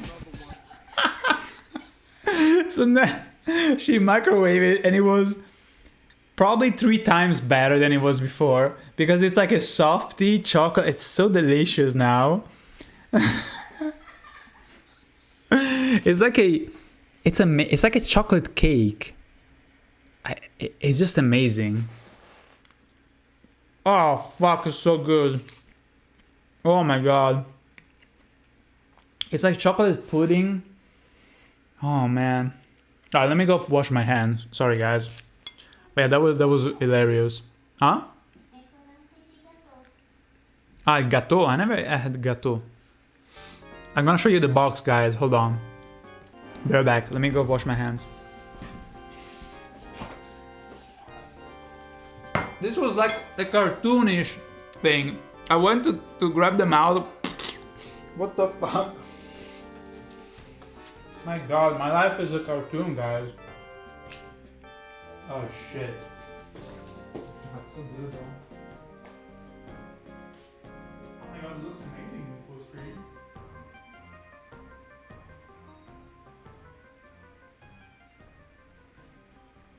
Oh.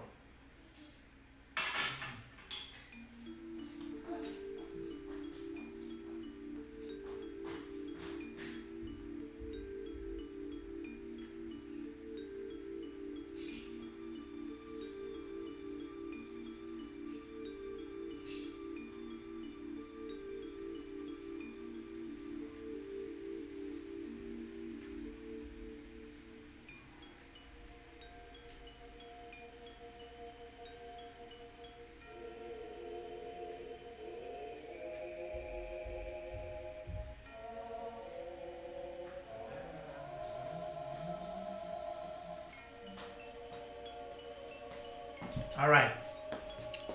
I'm back.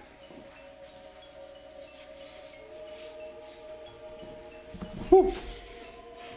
Now, where is the spare? The glove. Oh man.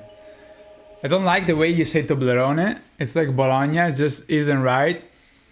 Hey, I'm Italian, okay? So you guys are probably saying Toblerone or some shit like that. How do you say it? I mean, it's a Swiss it's a Swiss cake, I mean chocolate thing.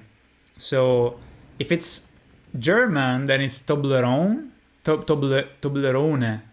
Maybe, I don't fucking know. Toblerone, it doesn't, no. Toblerone in I just realized I don't like the way you say Bologna. That Flame Reaper, dude, I'm gonna fucking ban you, dude. How dare you? Okay, so Flame, Bologna.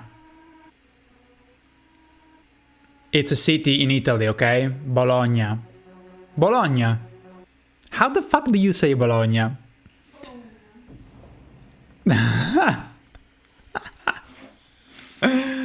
Oh god. You're basically like disturbed by the fact that it doesn't add up with your conception of reality. And you're like, fuck, I don't like it, you need to burn. I get it, don't worry. But yeah, the correct, let's go through some shit that Americans pronounce wrong. Huh? Okay, so Americans, they say panini when they want to talk about a single sandwich, which is panino, not panini. Panini is, it's like, it doesn't make any sense. Panini is like many panino. One panino, panino. Multiple panini. And Bologna is a city. And in Bologna you can find, I mean, there's the recipe for the ragu alla bolognese, which is the ragu was invented in Bologna. So that's why it's called bolognese. But Americans, they tend to say bolognese or something. It's bolognese, bolognese, not bolognese or some people say baloney, which I think is like the, I think there's like a type of salame that Americans called bologna or something. I think there's a salame, which is salame is a sausage. Wait. So there's a salame that Americans called bologna for whatever reason. Bologna. Huh? Pepperoni. Cosa? What? Is the sausage. They call the sausage pepperoni? Pepperoni? No, pepperoni. That's another thing. But yeah, there's all kinds of like misinterpretations and it's like, what? It's weird. I guess pizza, they say it correctly at least. I mean, not that I give a shit, but...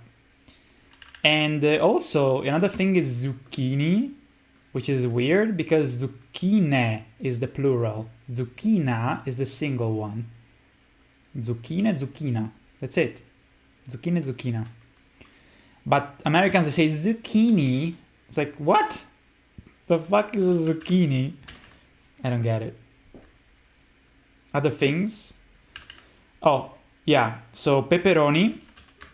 Pepperoni, it's a type of sausage. But in Italy, pepperone is the pepper, the bell pepper. Pepperoni is the bell pepper. I don't know why they say pepperoni. I mean, I guess it has two P's, so pepperoni has its own thing, maybe, but it's like, I don't know, it's like calling a pizza chizza. Why? All right, let me check. There's Bologna. Bologna. You hit me with the Bologna. Bologna. That's the thing, you know, Americans, they don't have the nya, I would say. Imagine to do a little bit of a sound effect for a monster. It goes like nya, nya, whatever. Nya, yeah, like the cat, you know, nyan nyan, you know?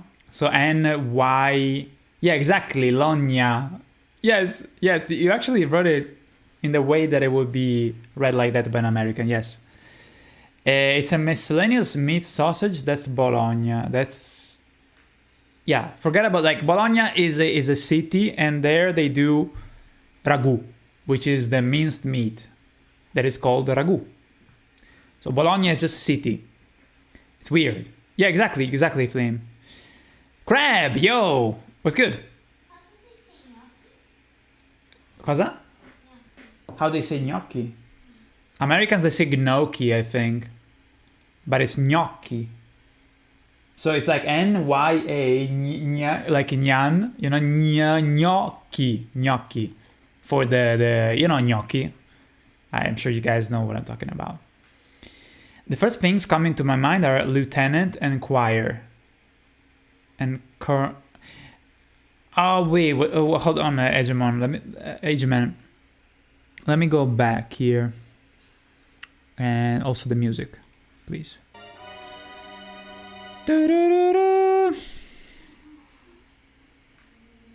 Gnocchi.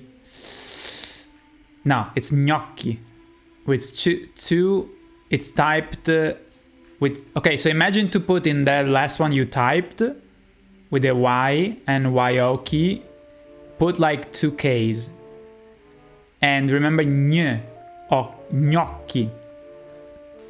Gnocchi. Fucking. Usually they, you know, Americans, they say gnocchi or something, but it's gnocchi. Yes, I guess that could be. Things are different. Can't tell if good or bad. I got my first full-time job. It pays pretty well, but goddamn, it's tiring. Waking up at 4:30 for my shift this week. Oh god.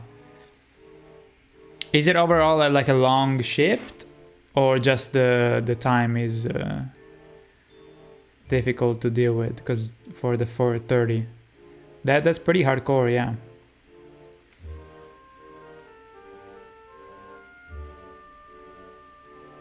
The Unicode circle.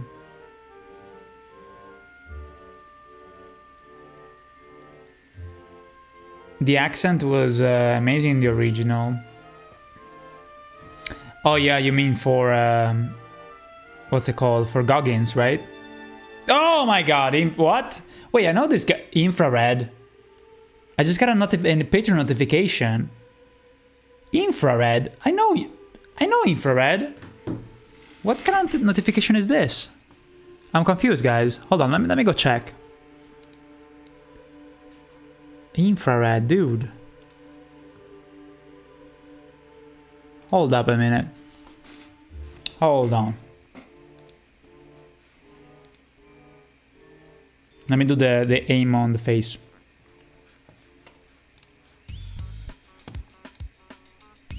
There he is. Okay, so yeah, Infrared probably updated his payment method, and that's why it says, but he's already a Patreon, so yeah, thank you, my dude, for the support, for the continued support. And Pog, hold on. So let me check if that changed the amount of patrons overall. I don't think so, though. I don't think so.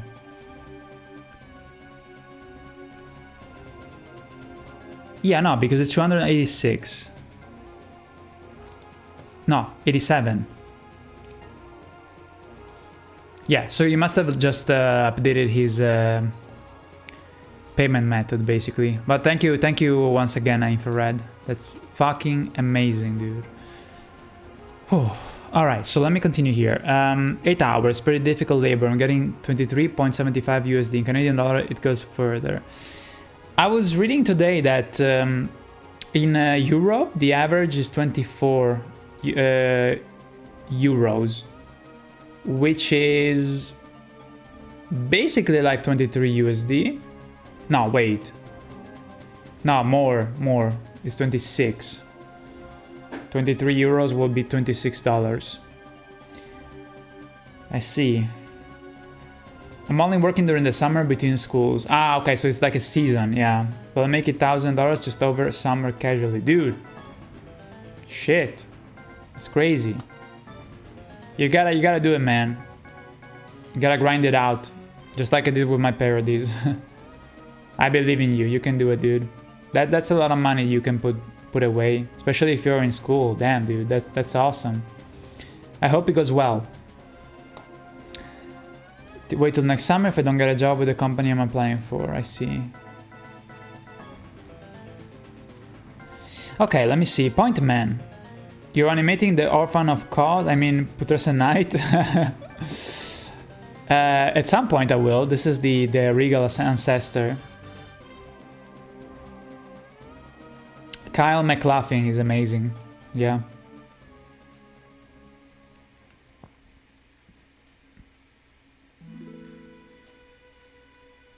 So Aegimon, sorry, Aegiman. Why do I say Aegimon? So Aegiman, you were saying about words that don't make sense, like lieutenant and the choir and colonel, because they're written like colonel, but you say colonel, right?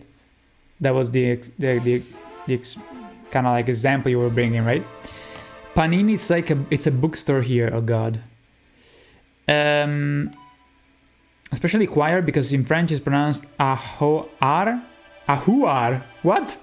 Well, in English they pronounce it like choir. Inquire. Exactly. That's true. That's true. But well, very well said. Favorite Italian food? For me, it will be carne alla pizzaiola. Probably it's carne alla pizzaiola. But honestly, pizza is so fucking good. I'm not pronouncing French words correctly. I have beef with Italy. What? Crusader, why are you so controversial all the time? Shuar, choir.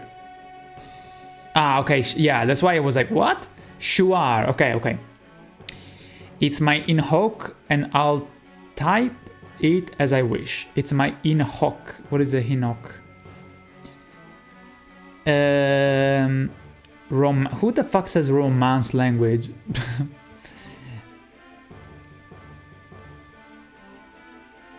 The second best jawline of all time.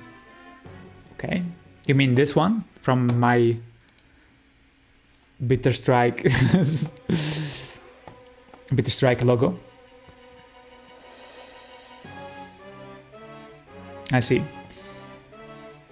The most pronunciations in English, yeah. Speaking of choir, chorus.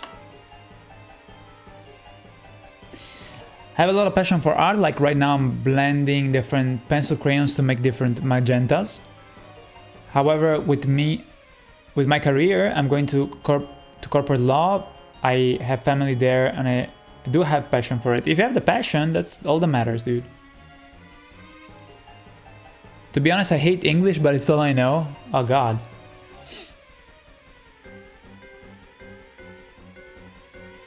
Was looking for art classes, but they don't count towards much.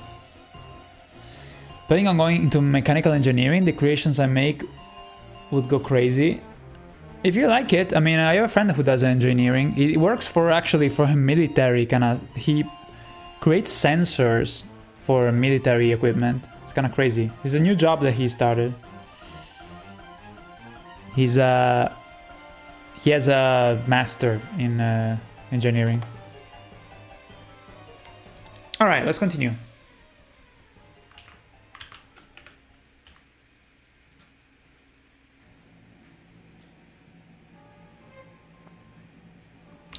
Okay, so we're starting to get all the frames that we need for what we're trying to do.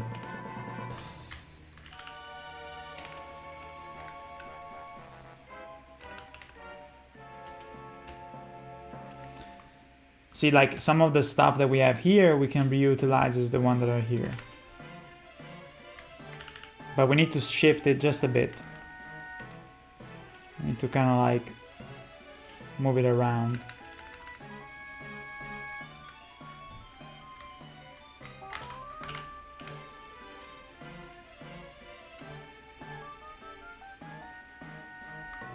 Okay, then the knee is starting to bend, so it goes like this. Bend the knee! Bend the knee! I'm fucking Jon Snow! Bend the knee!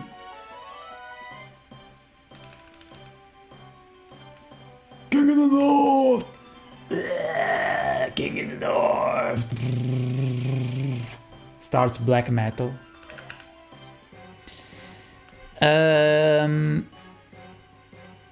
Hobbies are I thought you said hobbit are nice. Hobbies are nice when you have the time for it. Even better if you can make your hobbies your work, but then it becomes a double-edged sword, because in a way, you know, many times I can even enjoy Souls games because it's a job, but I don't know, I still enjoy them. Luckily, I feel like I'm in a better position to compared to someone that is a streamer, that is like streaming games mainly, because you can't really enjoy stuff on your own, or if you make gameplay videos. Yes, it will be amazing to have that type of carefree, you know, especially for people that are very successful doing that, but then you can't really enjoy games on your own anymore, because you always have to stream it, or you feel obligated because it's your job, so you make money out of it. So in a way it can ruin a little bit of your passion, you know, your hobby. It can suck in a way. Not saying that it's anything too dramatic, but talking about video games, of course, so not a big deal.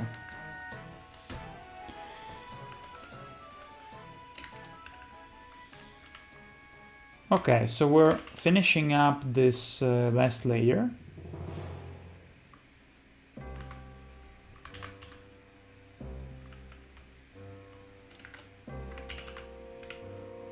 Ta-da, ta-da, ta-da, da-da-da-da. Tommy!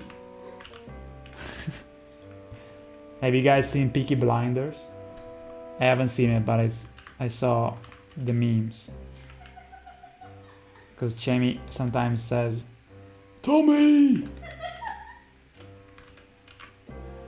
Where the fuck you going, Tommy? Arthur!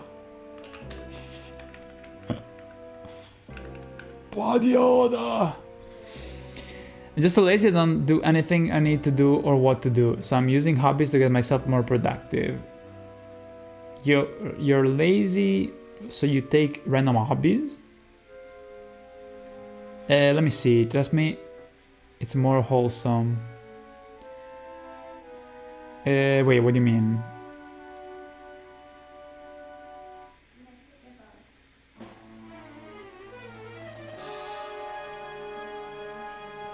Nothing stops you from keeping it as a hobby.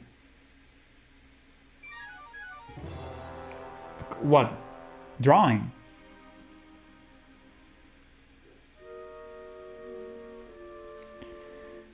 This is very Disney-like.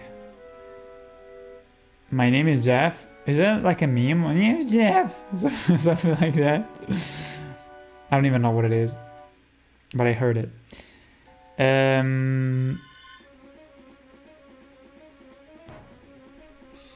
So, what is that meme? I only heard of it, but German is just better, slightly worse sounding English. Wait, German is just better, slightly worse sounding English. German sounds... Trust me, I studied German for 3 years. It sounds... it's peculiar, but let's just say... I'm not the biggest fan of German, to be honest. Ich liebe dich. Ich habe 3, 6 Jahre. Is that... I am 36? I think so. Alright, let's look at this stupid leg. And then I need to save, by the way.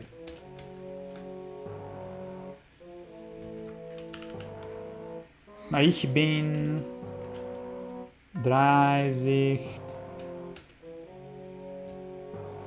Let's look at this limb just flying randomly. Oh shit, we're missing some frames here. Okay, so frame number 8, number 9. Okay, we can use this one. Boom. Put it here. Number 1 goes here.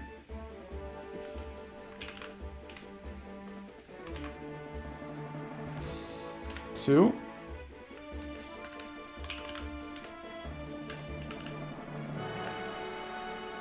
Three. Okay, we have it. Okay, we don't have 4. This sounds almost like FF7, Final Fantasy 7. Okay,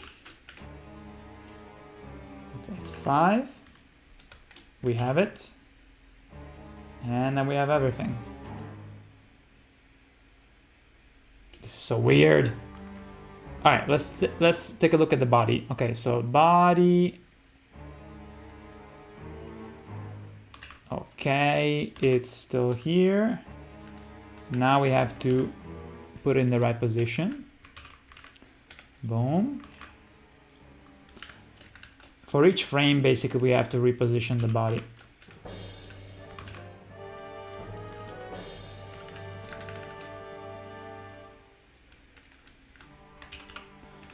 Da, da, da, da, da.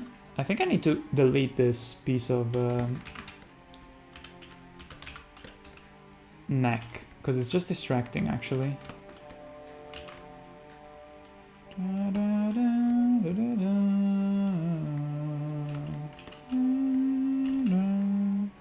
Da, da, da, da, da. Okay, frame 4. The body is going up and down a little bit. There's a bit of emotion to it. I think I tried to say Ich bin 36. Ich bin 36. I nailed that, right? Ich bin 36. I have to, because it's the German way. Just like the Italians, you know, they go like, "Wee, quanto è buona la pizza! Wee! Mozzarella con coppa con pomodoro." And Brazilians, of course, they go like, o melhor, cos'era?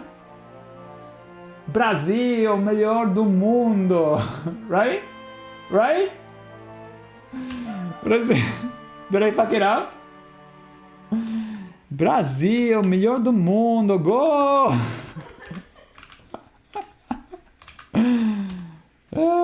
I need to learn something in Japanese that is stereotypically kind of like some shit that they say, I don't know.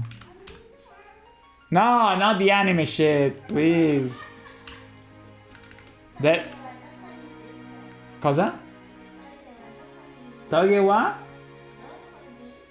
Am I saying that I'm... What am I saying? Where is it? Okay, so how is it again? Dokori? Dokori an desu ka? Toire wa. Doko irun desu ka? Toire wa? Toire wa. Doko irun desu ka? I think I got a notification. Hold on.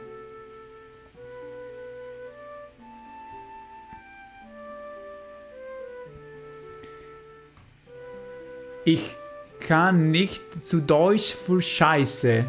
Wait, I can't speak German for shit? Because Crusader posted a... Scheiße is shit. Scheiße! There was like a South Park joke of a character that was saying, "It's in mein Scheiße!" Which is eat my shit. Yeah, because one of the kids was like, it's just like what those videos that my mom watches. What videos? Yeah, those like German videos, you know, where they say, it's the man shines. It's like, what? Oh god. I think it was Cartman.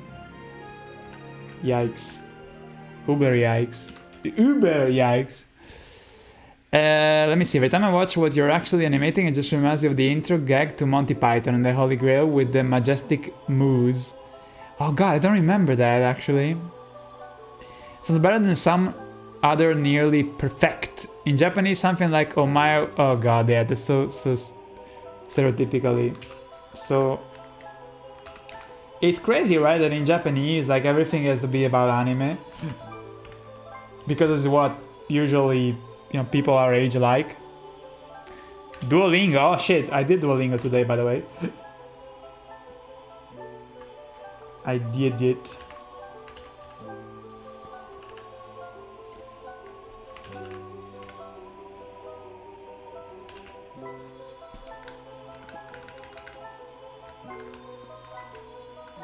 Ich liebe dich. Ich liebe dich. Even I love you sounds a little bit menacing. Ich liebe dich. Then of course you get to Rammstein and everything has to be said like Vier Nudeln, Toten, Weiten, Bluten, Schwindes, Weiten. Like, I don't know, pass me the tea. Gaben, Gulen, Boden. That's like, pass me the tea. Lieben, Freuden, Heides, Wagen.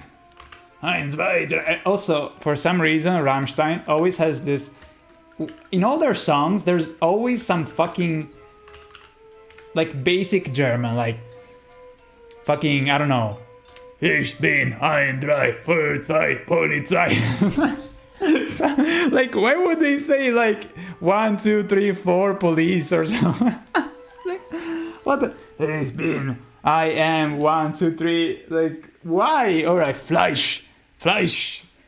Why would you say with insistence a single word that means meat or something? I mean, you know, we know they're kind of freaky, Rammstein.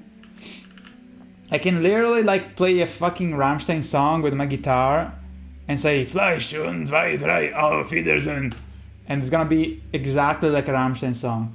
It's ridiculous. Mein Toten. What? Mein? Time. Mein Time. Hier kommen Sungen Weidensreisten. I don't know what I'm saying. It sounds so angry when they try to speak German. That's the thing, right? Like, even when it comes to my language, I'm like, why is everybody going like, hey, prendi quello, quell'altro, fai, quanto è buono? But that's the thing, right? Only people from the south of Italy they speak like that, but it's the one that people pick up more. And in German, yes, it's true that it's stereotypical, just a stupid stereotype, you know, because the people in other places in Germany, maybe in some places, it sounds a bit more harsh, perhaps, but it doesn't mean that that's the whole thing. But again, Rammstein, they do that because they're famous, you know. They kind of like they set the precedent, you know. Yu-Gi-Oh in German, oh god. 100 hours of Rammstein, great. Brache? What is Brache? First time I heard their song was when I was 8 and they gave me a DVD with their videos. Since then I still listen to Rammstein. Oh my god. Perfect Colors? Ciao Lucid. No, these are not final at all. But if you think they're perfect already, we're on a good track. We're on the right track, my dude. Okay, so basically what we're doing here is that we're checking all the layers to see if we have all the pieces. So we checked first the upper layer with the head. And that's all good. Then we have the back leg, which you still have to finish here. Okay, so frame number 1 here. So it's a variation of frame number 2 and 3. Dum pa pa pam pa pa pam pa pum. Pam pam pa pa pam pa pa pam pam.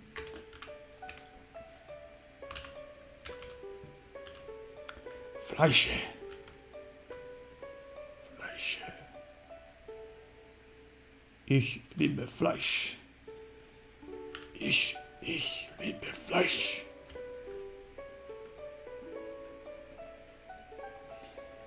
Okay, frame 5, similar to 4. Boom.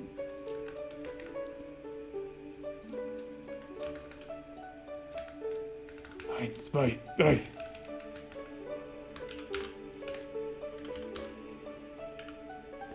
Eins, zwei, drei. How do you say flower in German? Flesh is usually related to the body of a woman or a man, depending on what the respective song by rhymes is about. I would say also pussy is not as the kitten meaning is used quite a lot. Spieler, that's playing. Spiel is playing. Blurne. We listened to Rammstein since I was 12. I have missed out severely on Tool. Yeah, I would say my favorite Tool album. You know, a lot of purists will say, you know, they would say Lateralus. I have to say that is amazing, but I love 10,000 Days. To me, that is the best one. To me. The most well-produced, the most kick-ass. The ideas are also very varied. It's fucking amazing.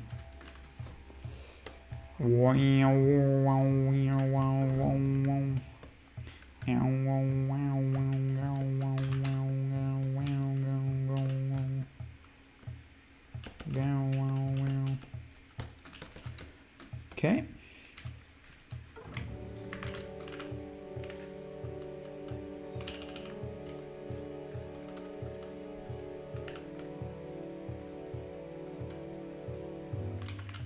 Looking good. Okay, so here too we can substitute this with this one. Frame number 5 also, we can do the same.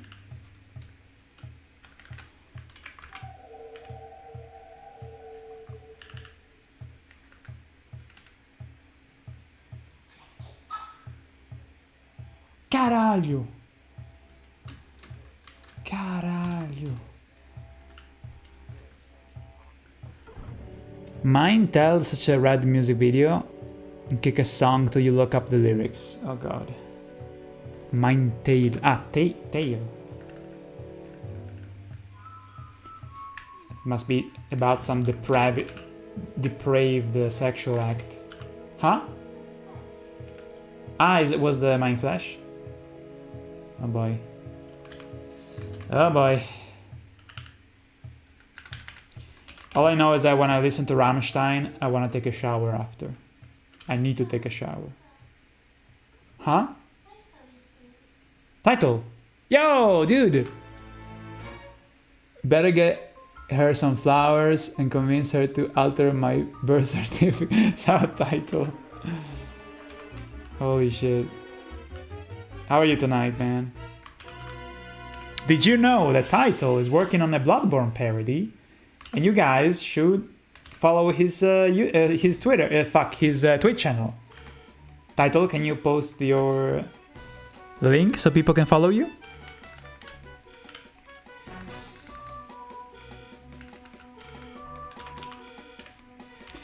Man, if I finish this fast enough, we can whip up a Rammstein song with my guitar, because there's nobody. Oh no, why not? There's people upstairs. Fuck. Never mind. I can't. I mean, I could with the connecting it to the interface, but we need to finish this first. No fun until we finish. That would be hilarious, though.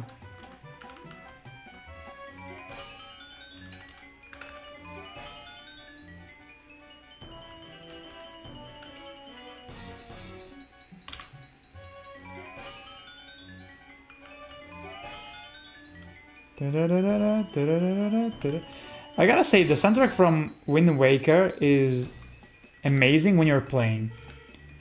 And the island songs are all fucking beautiful as fuck.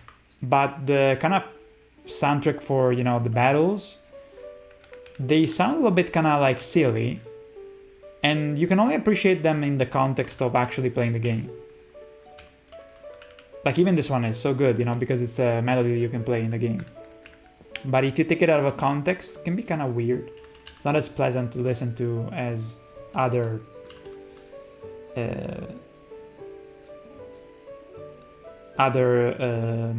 Zelda soundtracks, you know.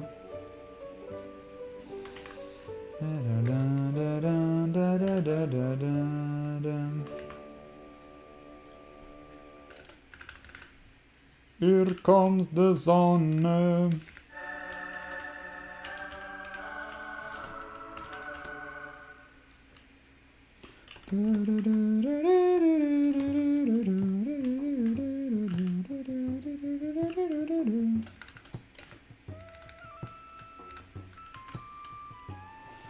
We are living in America. Coca-Cola, sometimes war. Best lyrics ever. Okay, so this one goes here. We're going to change it a little bit. So this is the front leg, okay.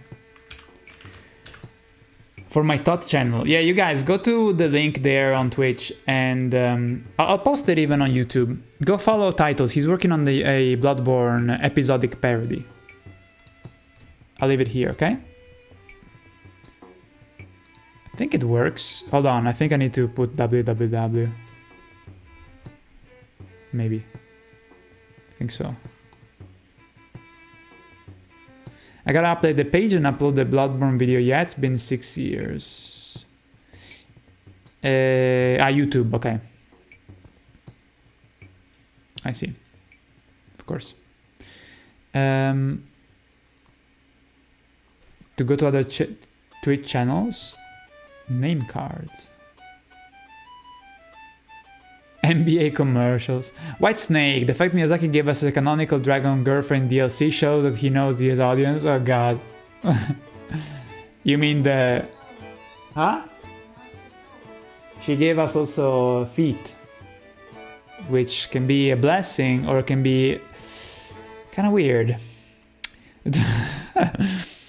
10,000 days so fucking based. Okay, which means I guess cool. I don't fucking know. I'm still sinking my feet in the waters. A few seconds from 10,000 days and anime. So it's mostly all I listen to because I want to experience Lateralis and Fear Inoculum fully. Fear Inoculum is some songs are really good, but it's very.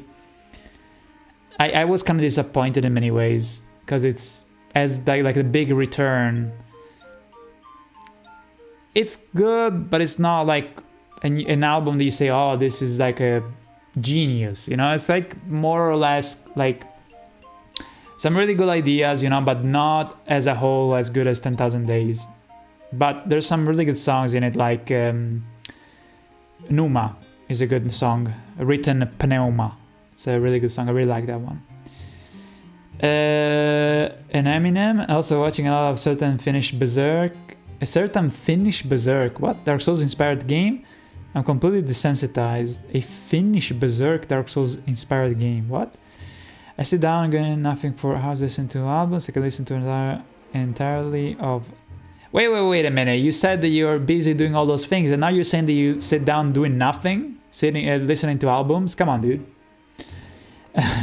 For me, their best tracks remain Sonne, Engel, Mutter, and Ohne Dich. See, that's what I'm saying. Like, even the names of their albums, it's always like Freuden, Freuden, Skriben, Scheiß, Schluss. It's like, why they're always like that? But in general, each of their tracks is catchy in some way, and there are just a lot of memories associated with them, considering growing old in step with them. You mean you talk about Rammstein, right? Strange haircut, the Dragon NPC. I didn't even notice the haircut. It's all like with maybe it has braids. Like it looks like some fucking Avatar kind of Navi mixed with a dragon, maybe. For me, it's not only the breathtaking performance, but also the interplay of meaningful lyrics with a hard and melodic sound. I can especially recommend the song Angst. Ooh. Song about how the media manipulates us and strips us of fear to influence us politically. I didn't hear that one. Never heard of that one. The sleep deprived girl, what the fuck?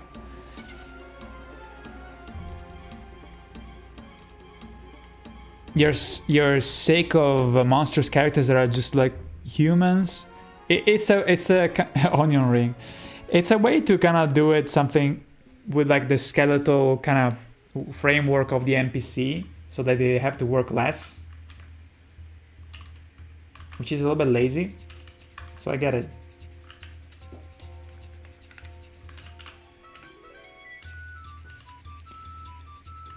I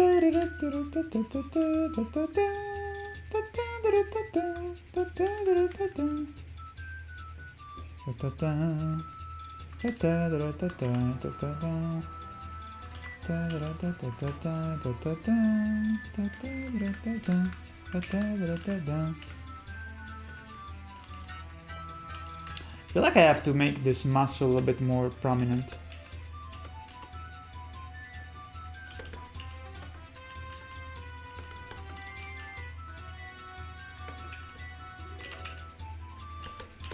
Yeah, I don't give a shit about dragons, but I have to say House of the Dragon makes me excited about dragons because they're fucking amazing in that show. They're fucking crazy, dude. Even better than the one in Game of Thrones. Fucking mind-blowing. It makes me kind of feel like I wish they were real. That kind of like excitement. And I don't give a single fuck about dragons. Because I'm not too much into creatures that are fantasy and stuff like that. But damn. The way they did them in that show, it's fucking unreal. Seriously.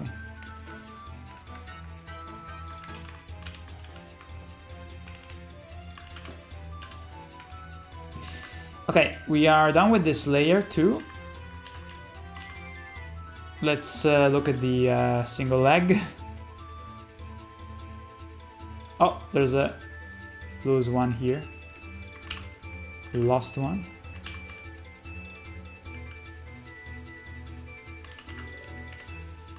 Let's see, 9. 9! 9! 9!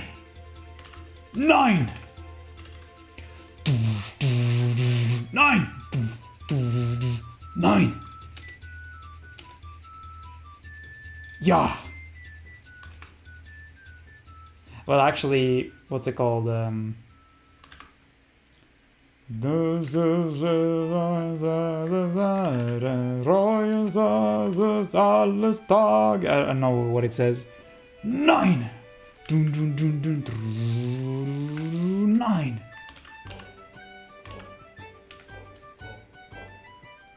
9!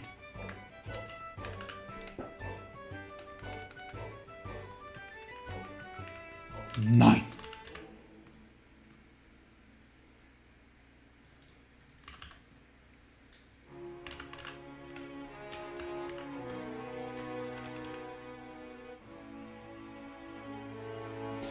Okay, here we go.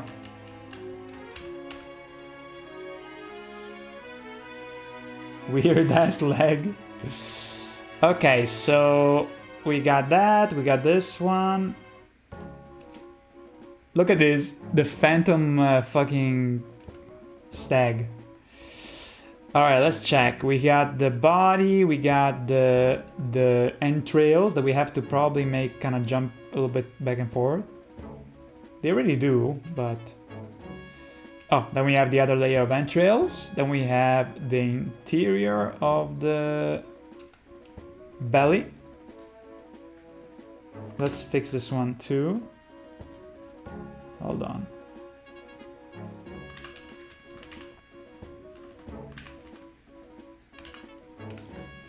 Ba-da-ba-ba-ba-ba.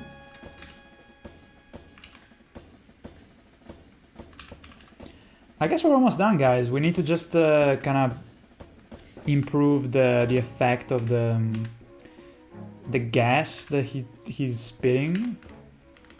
Shit like that.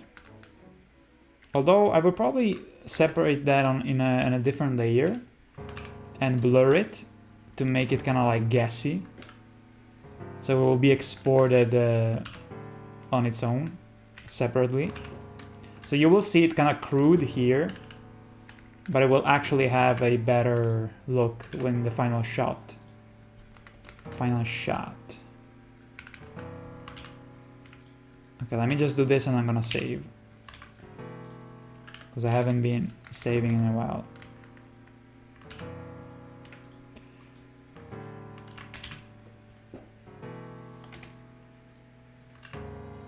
Bam, bam, bam.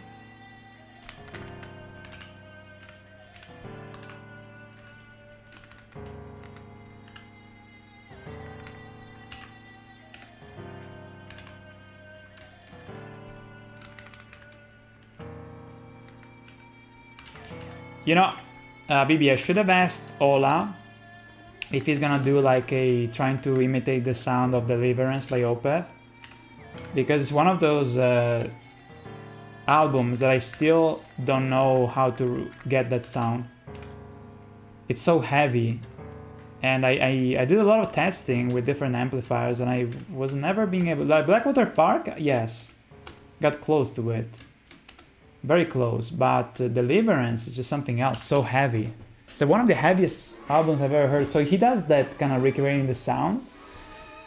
And I should have asked him. Maybe I can send him a message, I don't know. Anyway, so... Chicken drumsticks. Is this the moves? Yes! Actually, let me save. Let me exit. Stream... Go. Here we go. All right.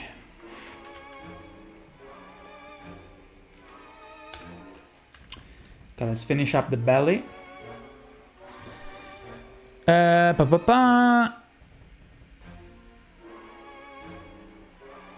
think Bale the Dread is the... Curse you, Bale! Best Dragon in Souls. I think all around it tops everything I've ever seen. I haven't played Dark Souls 3, but it's... I know as much as one can know about it. Okay, so... I would say that the best dragon would be Midir. Because he's... Midir is just like a next level majestic. The problem with Midir is that the fight is frustrating in many ways. Because he does all the spamming of fire below his feet that is so fucking annoying. While Bale is actually fun to fight. And to actually have fun with Midir, you have to go through a lot of bullshit. So, technically speaking, Bale is better. But Midir is epic. Is absolutely... Also, like the yes, you have a little bit of a climax, you know, kind of like an anticipation going up with Mount Doom when you go to fight Bale, which is cool, you know.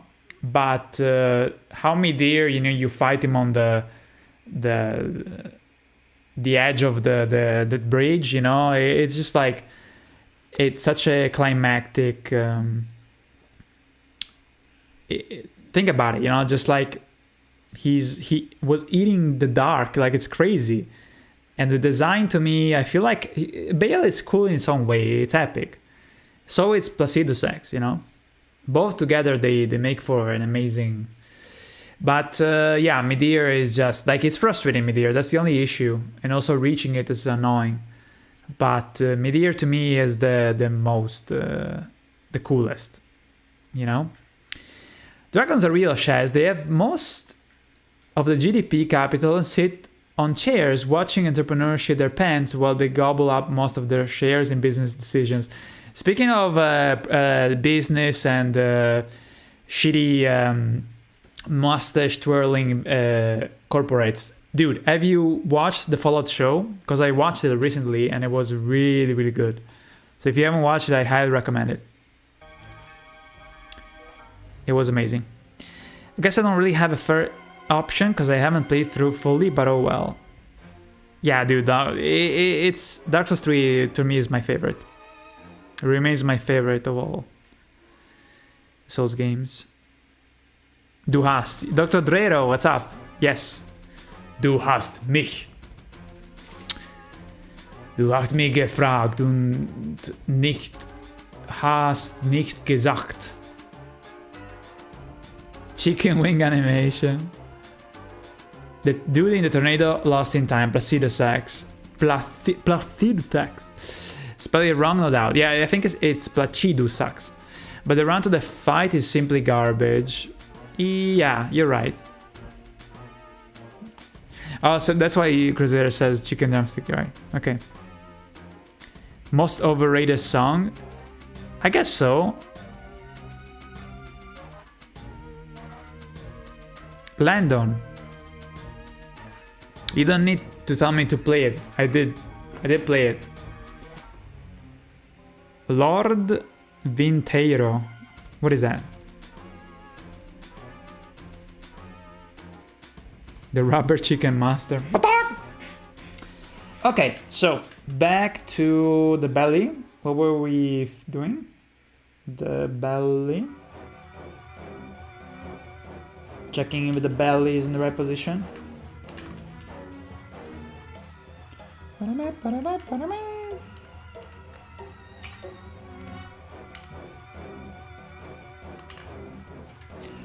feel like I need to give the belly some kind of like inner part. Oh, by the way, guys, have you seen Gojira at the Olympics? Holy shit! That was history for metal music. That was fucking history. And it was kick ass. They kicked fucking ass. Gotta. Holy shit. That was super cool. It's pretty crazy that something like that would be in the mainstream television. Super proud of them.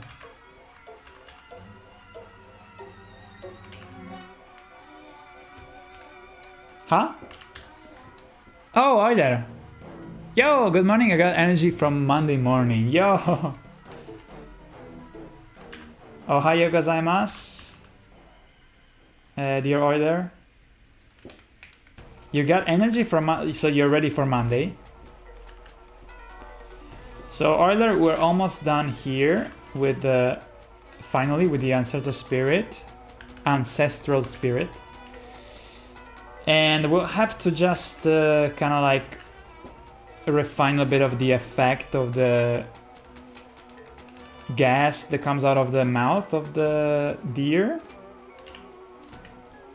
Of course, you know, then we will color it soon also.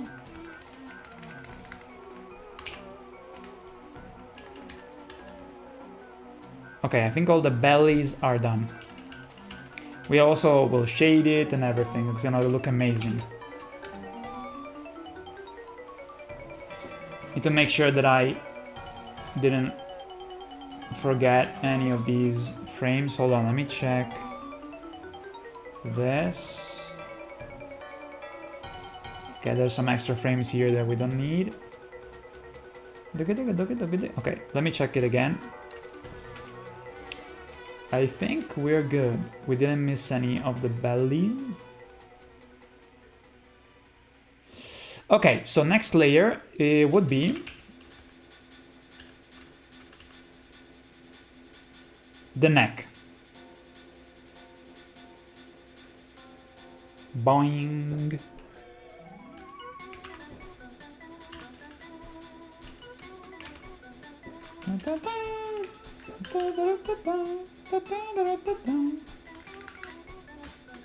Really like the face of the elk. You really did a good job.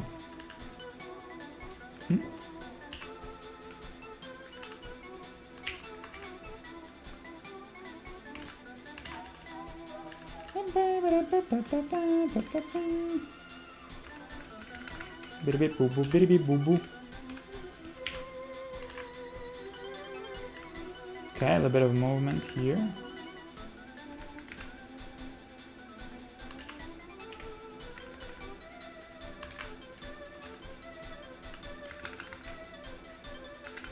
Then we're missing only the back legs to synchronize.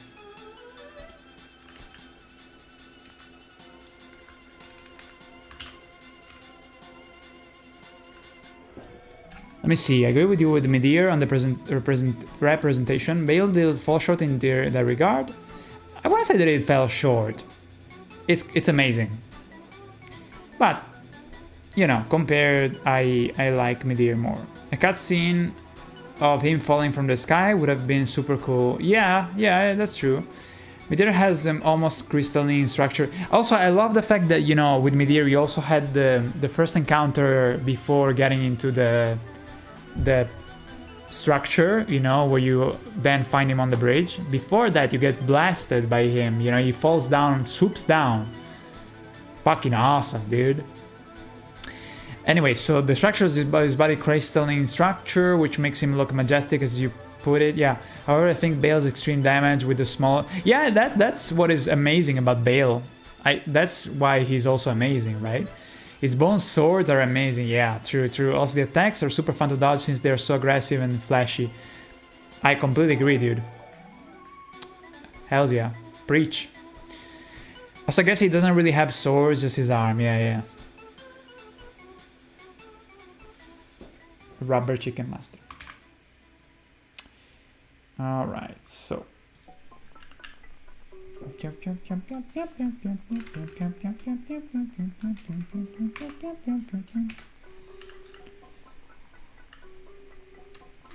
How is it going there? The monkeys are bullying you. Who? Diddy Kong? Donkey Kong and Baby Peach. I hate the baby characters in Mario Kart. They're fucking assholes. They're annoying as fuck. They have to die. Also, who the fuck chooses the baby characters? A PDF file downloader. A PDF file downloader. That's who will choose those. PDF downloader. So I forgot about your previous encounter with Midir. Those do really adapt to the final battle. Yes, kind of like the nature and some other Sekiro bosses. True.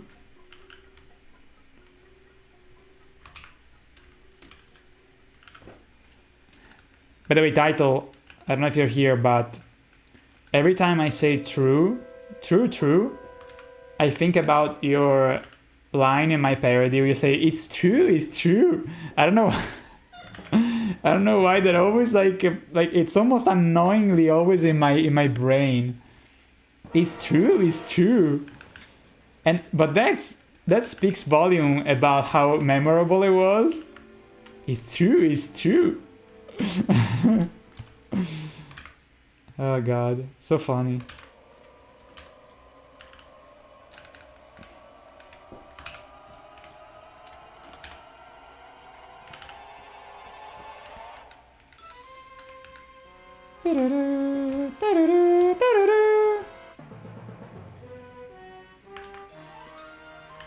Alright, we're almost there with this stupid neck.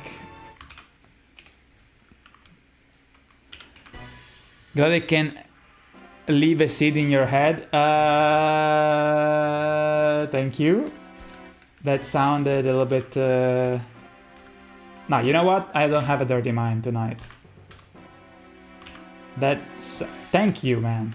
That's all I wanted to say. Huh? Just tonight, yes, just tonight. Then we can go back to our sex... what's it called? What's it called when people do sex with the phone? Phone sex? I think it's phone sex or something. Yeah, sex, maybe sex call. I don't get it. Sexting. Sexting.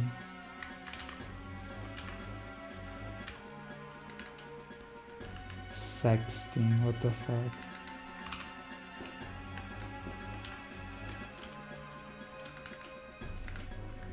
It's true, it's true.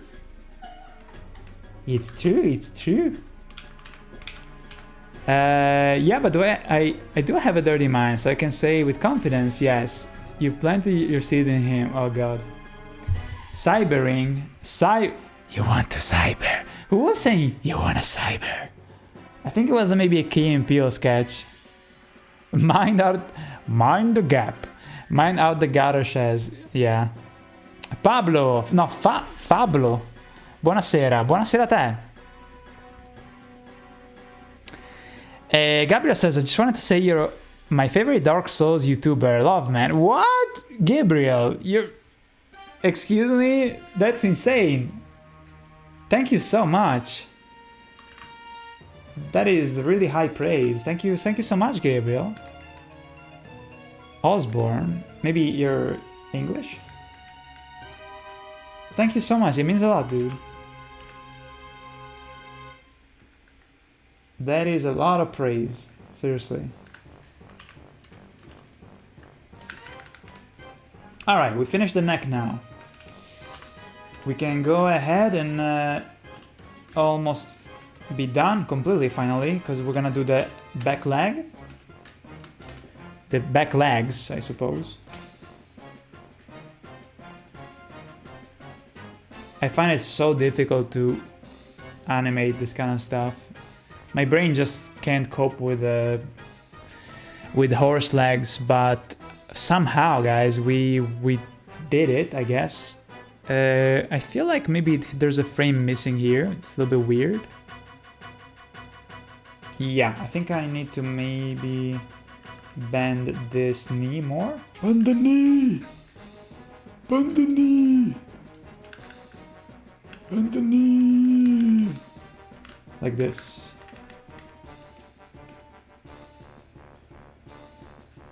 I mean, just the fact that it kind of works.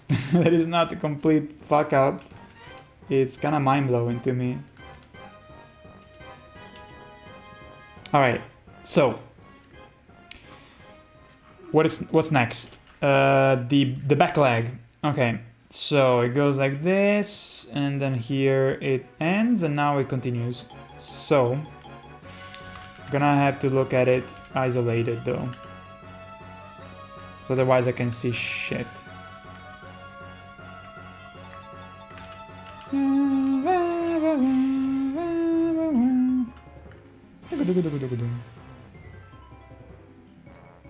Okay.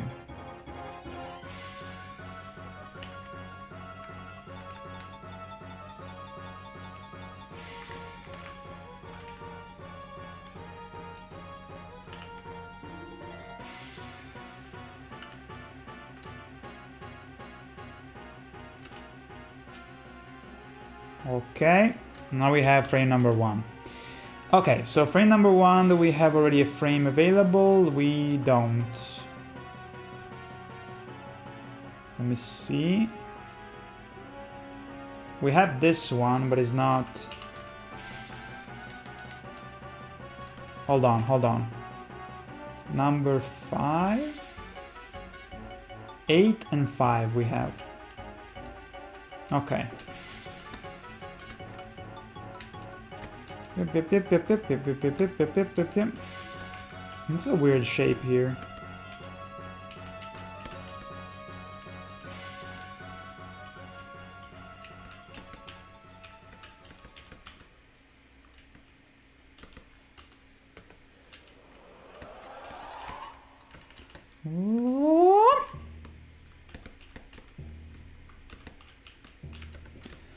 Okie doke.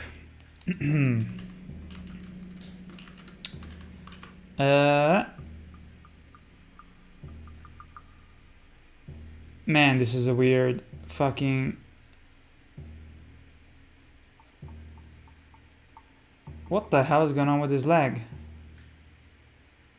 Dude, my brain is exploding. Okay.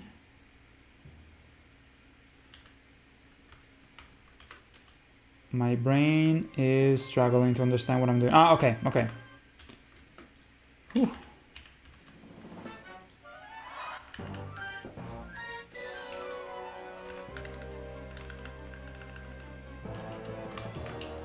I think we need to redraw this frame completely. Not completely, but almost. So we have this one like this. And now we do this one. This joint. And the hoof. Like that. Weird.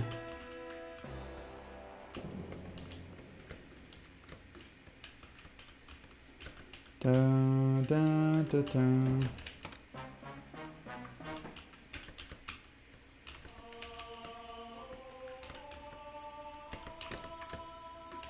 Okay. I like it.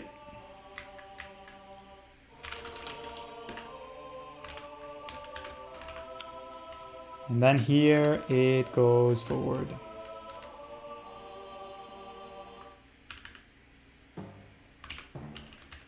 Like this.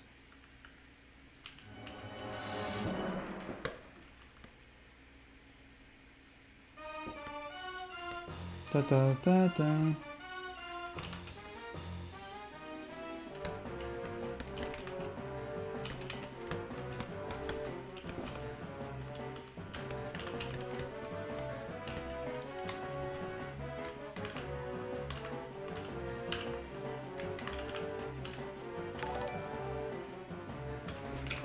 Holy shit, thank you for the sub.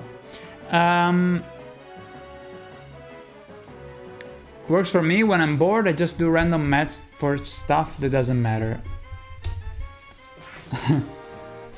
Horse walking cycles always disorient me. Lamau is the third joint in the leg, which fucks me up. I just can't, I'm so confused. Fabio? Ah, Fabio, okay.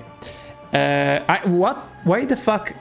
I think I misunderstood the I for an L, because it's too far from the screen.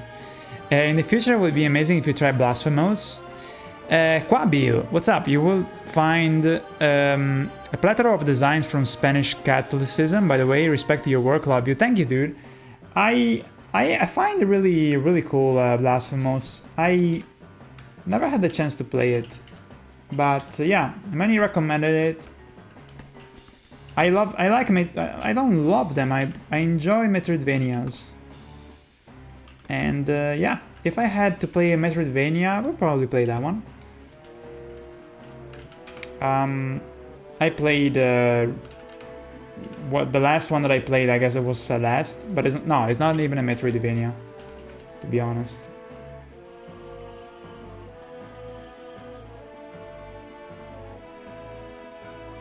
I don't understand the fucking physics of this. Hold on.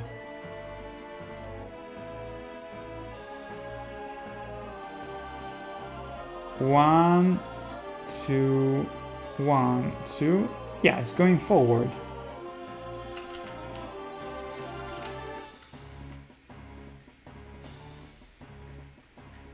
Yeah. I feel like maybe this... Hold on.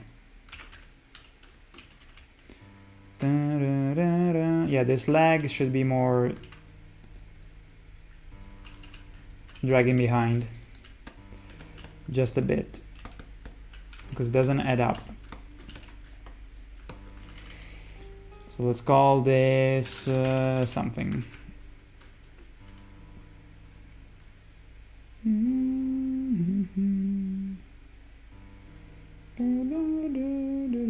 Okay, now we can use these more or less.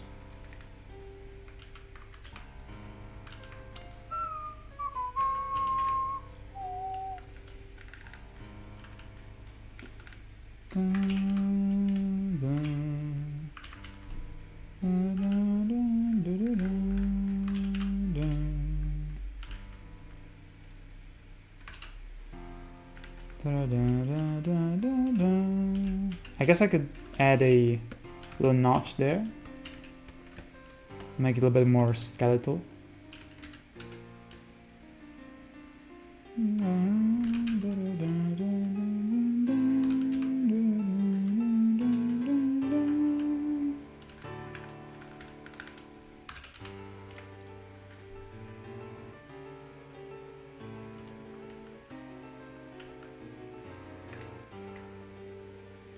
Damn, the song.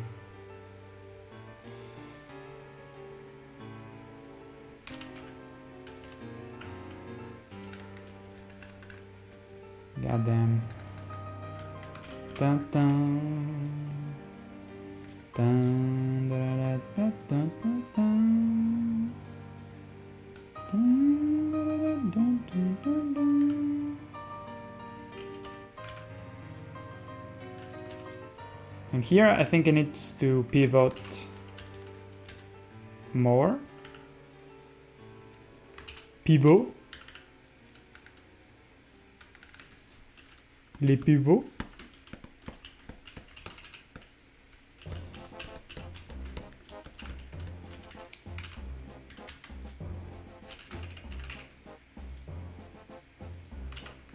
Messier.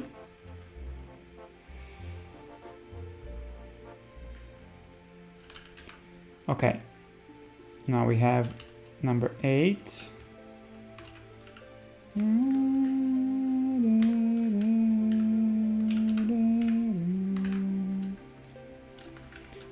This one is a little bit more stretched. So I guess I have to change it.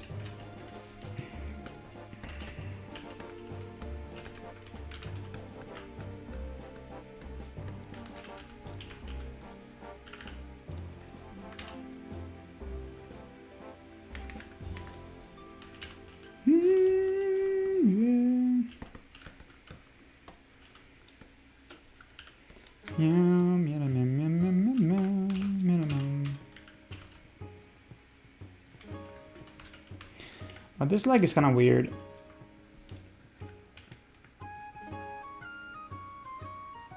I feel like this foot should be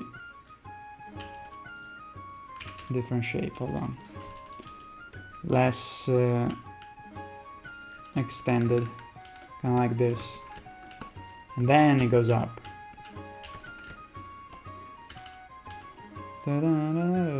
This is such a pain in the ass, dude. Holy shit.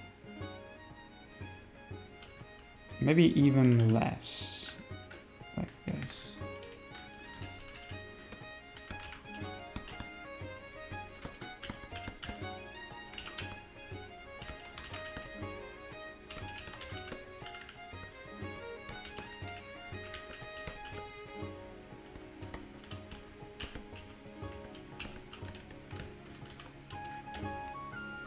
Okay. Now frame number 9. Goes a little bit further.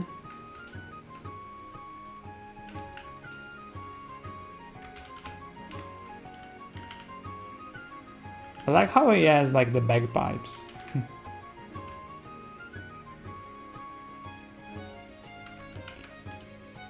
Alright, so now we have frame number 1 again. Good. Come on, come on, we're getting this shit done, finally. My goodness. Okay, frame number 2 again. Like this.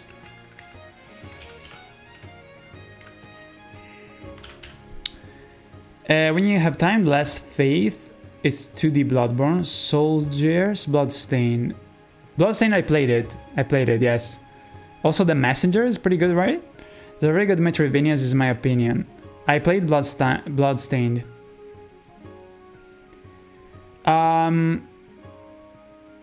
Since I'm working, don't really have the opportunity to play much, but for the finishing work this summer I'm gonna play Armored Core 6. Fibers of Rubik's Cube. Got art inspiration for me. Robots are really fun to design. They are, yeah. I see, dude. How much does AC6 now go for? Right, though, the time has come for me to go back into the fridge to stay cool for the night until I'm forced to sleep in a bed. With my wife, she says that the fridge will otherwise break and the food will start to get bacteria in the heat. Such a selfish person. Anyways, I will speak to you soon. I shares. Oh no. Oh no. And chat. Thank you, my dude. Have a good night, okay, Title, and say hi to your loved, or, you know, your mistress. Yes, because he's torturing him. Let's see, Shez. No, so I tried a bit of writing, but it was insufficient because I'm tired, so I'm gonna do a rare thing that I actually just sleep. Also, Bambi gaming. Just kept getting bitch please in my head, being unable to focus.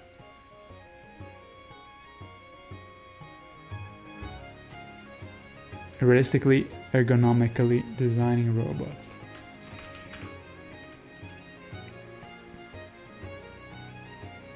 Oh, this lag seems pretty promising, but I don't know why here it's just changing into some fucking...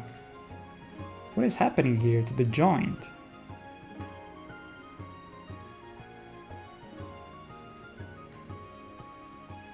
It's just like going in an unnatural way. Like this should be higher, but no. What is going on, dude? That's why I don't understand shit about...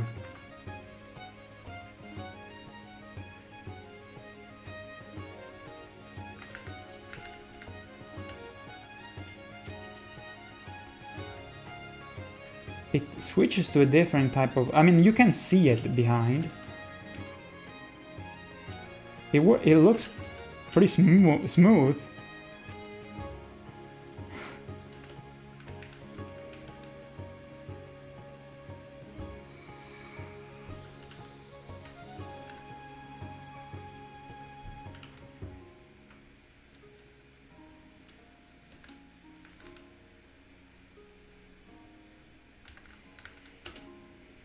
It's a little bit weird. Okay, so let's finish. We got this, we got that. Okay, now frame number 5. Done. Frame number 6.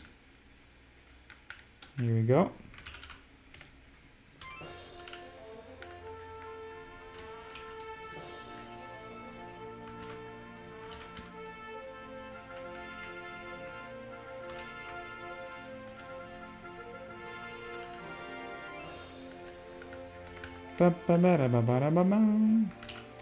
Number 8, we got it. Number 9, we don't have it yet, so let's take it and move it just a bit higher.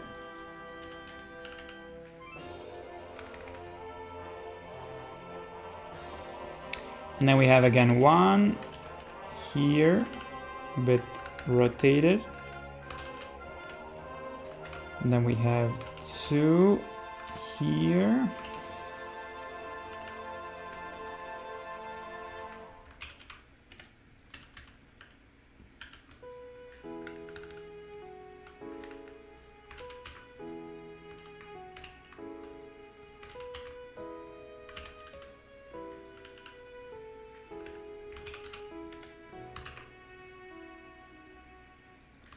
4.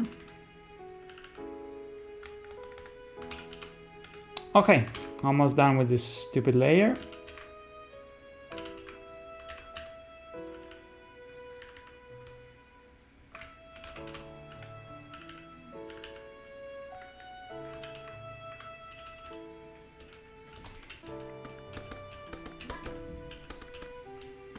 Are they messing you up? Sorry to hear that. Mario Kart Hate. Remember, that's the real name of the game.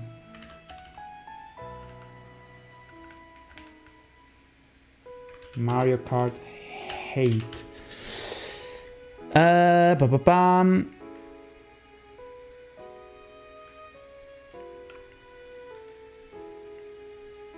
Simon, hope you finish your work. I will, for sure. At least tonight we can finish up this. And I guess we'll see, because we have to finish up the effect too, but it shouldn't take much. It looks smooth as fuck. The transition is kind of weird, but because it's covered, it's almost like the lag becomes smaller, but it works, so fuck it. And now we have this one, okay? So let's see. Boom, boom. Okay.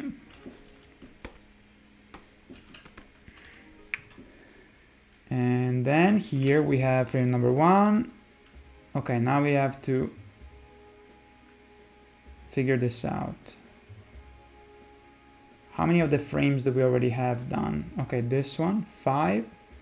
And let me guess, 8. Yes. So the frames for the front leg are similar to the one from the... Yeah.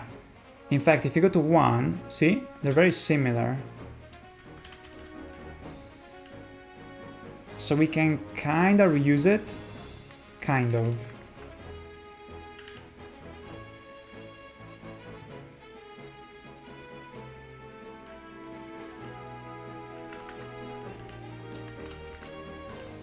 Kind of.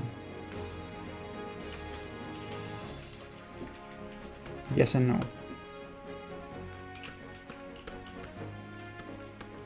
Da-da-da-da.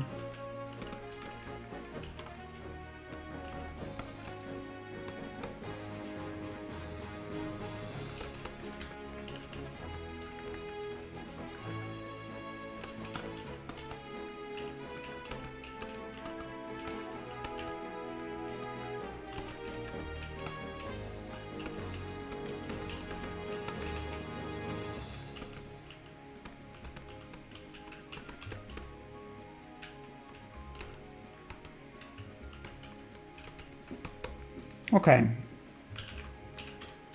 I feel like because it's a front leg, this muscle should be a little bit toned down. Like that. I like it. Okay.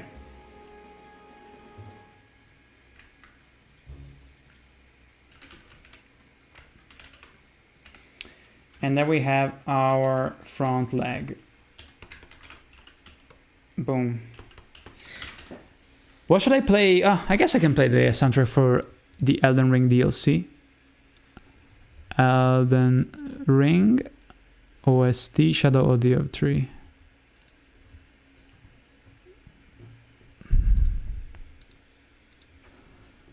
Full soundtrack. There you go.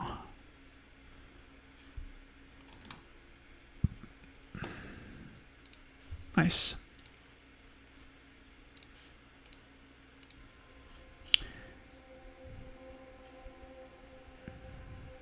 I love Mario Kart so much. Lemma, speedrun the crap out of it. Really, dude, that's awesome. A baby park time is 49 seconds and 200cc. Wow, you speedrun in 200cc's too? That is insane, dude. Have you ever gotten a world record? And also, do you do the vector gliding? That shit is a little bit too much for me. I gotta be honest. But yeah, I guess people nowadays, they use all of that shit. And I think they use also the GameCube controller, right? It's insane.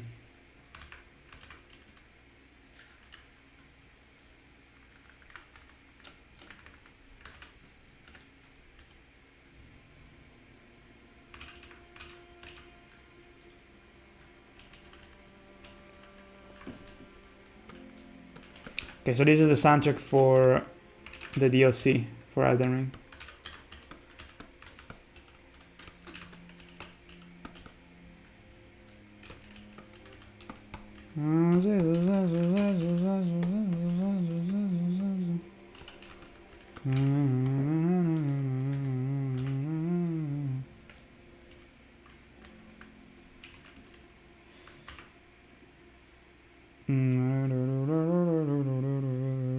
Okay.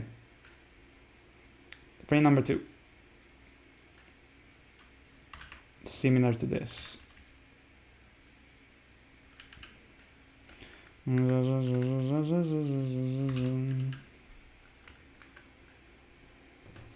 is very atmospheric. Let's bring it up. Is this the Elden Ring DLC? No, this is the base game still. But there will be some nods to the DLC.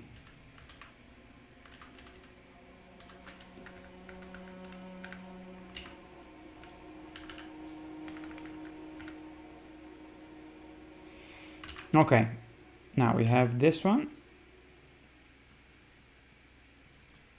The foot landing here. Fabio, thank you for the follow. Thank you, thank you. Oh, we have this frame. There it is. There it is.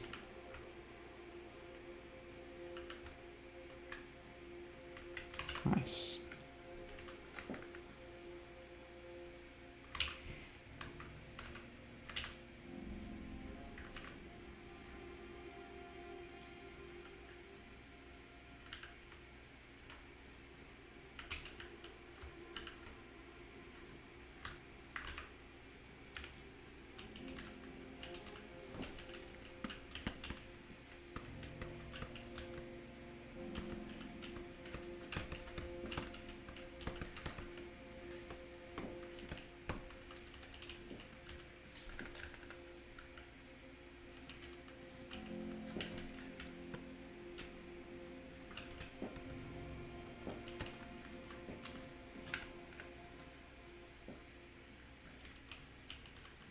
The shape of this hoof, I feel like I need to improve it just a bit.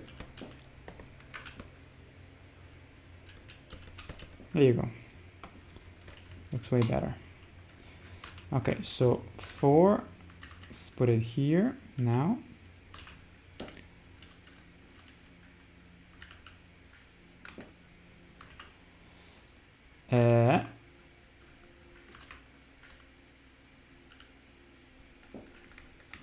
Five gets off the ground just a bit.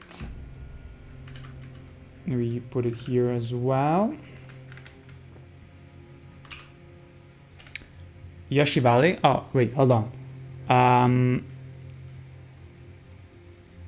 On console, Rayman Legends. That's a great game. No, but my dad has... What? Your dad? Back in Mario Kart 64 era, he had Chocolate Mountain 3 laps and Yoshi Canyon 3 lap. Dude, that's fucking... That's amazing. I don't know how close I am, but I'm on top in Canada in Baby Park and Electrodrome. That's awesome. At least you're in your country, you know. I didn't know there was like a leaderboard for every single country. That's awesome, dude. Electrodrome, I didn't like it initially, but it grew on me. It really grew on me. What do you think of the DLC? What do you think of the new... I like the new... I think my expectations were very low because of how shit the mobile one is, but I think a lot of it is the nature of the, you know, city tracks, and you know, the graphics being a little bit less curated, which I like graphics. Yeah, I'm a little bit of a graphics kind of guy. But at the end of the day, I have to say that there are many tracks that are actually very, very fun. And I'm happy with the amount of content we have, because it's a lot of variety nevertheless. But it satiated a little bit of my impatience towards new Mario Kart. Because holy shit, dude, it's been how many years now? It's ridiculous. Too many. Who knows what the hell they're gonna do next? Who the fuck knows? Fucking skateboards, hoverboards, whatever they do. I hope that it will come out for the new console though. Even though I really don't want to buy a new fucking Nintendo. But the time is right, actually, if you think about the cycles of, you know, consoles coming out.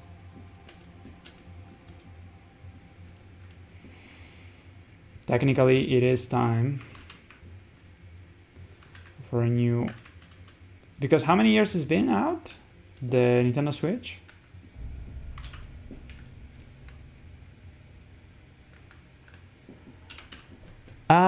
Completely unrelated to what you're doing, have you ever played Batman Arkham Knight? Yo, Fabio, I think Arkham Knight is the one that ran like shit on PC, correct?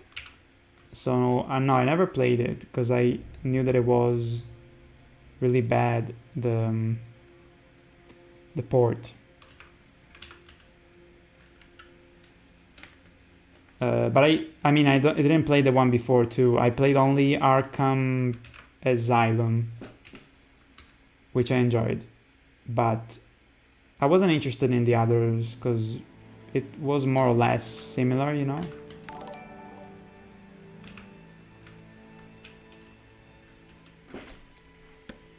I'm not like huge into Batman though. I'm not huge into superheroes, but I know that a lot of people love Batman. I just, I mean, I was watching the cartoon when I was a kid, but I just don't, I'm not super into it, you know?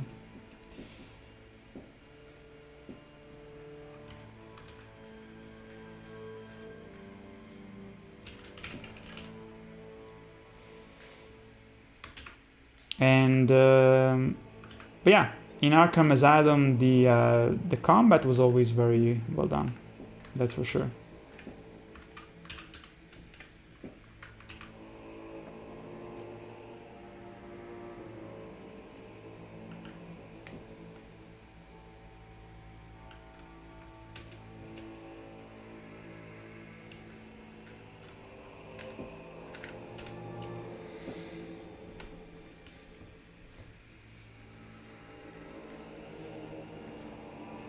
I just reached Alex. Alex is a cat.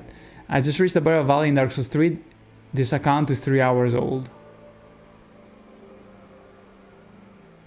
What? This account that you just made?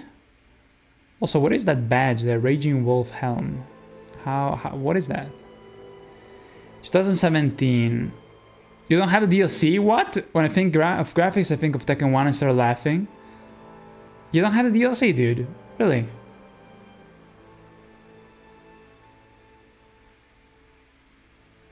PC players got macros. The macros, yeah. For Rayman Legends? Really? 2017 is when the Switch came out. Forgot the month. I see. Tekken 1, blocky ass characters. Sure, whatever Nintendo's planning for a new Mario, anything would be great. Nintendo goes all the way for the big Mario IPs like Odyssey, Pull No Punches, love the game. Yeah, me too.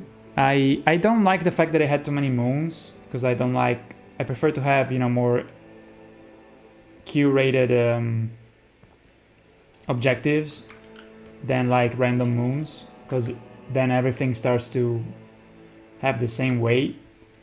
But some stuff is better than, like, you don't know what you find, you know, it's just annoying. I don't like that idea of all those moons that are throwaway, kind of.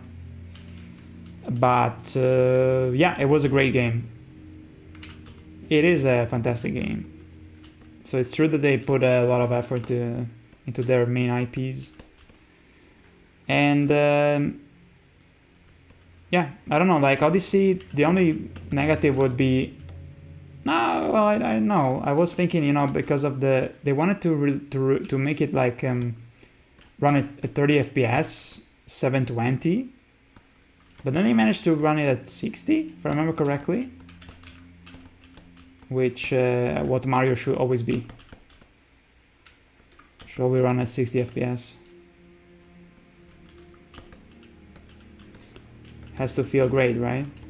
I love to watch a lot of Mario Odyssey speedruns back when it came out.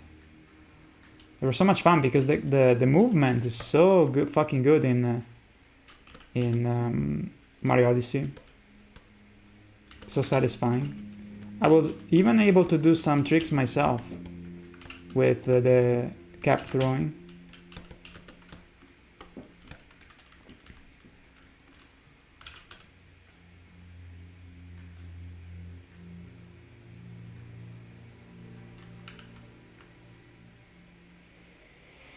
Okay, we are almost done for real. Number 9 goes here. Okay, and then we have again 1.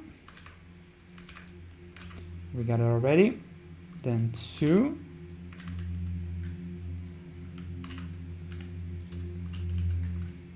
I feel like maybe here we have to flatten the...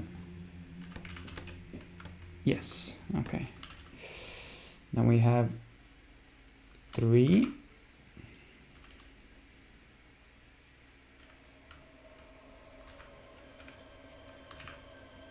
Do the atmospheric music. Creepy. Okay, 5.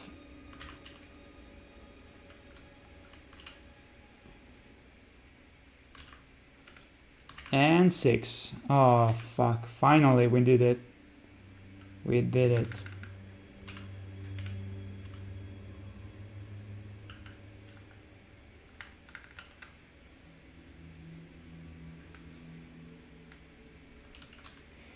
Okay, let me rewatch it because I need to make sure that every frame was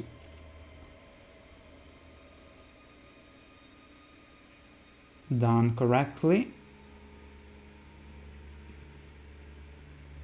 Yep. Okay, so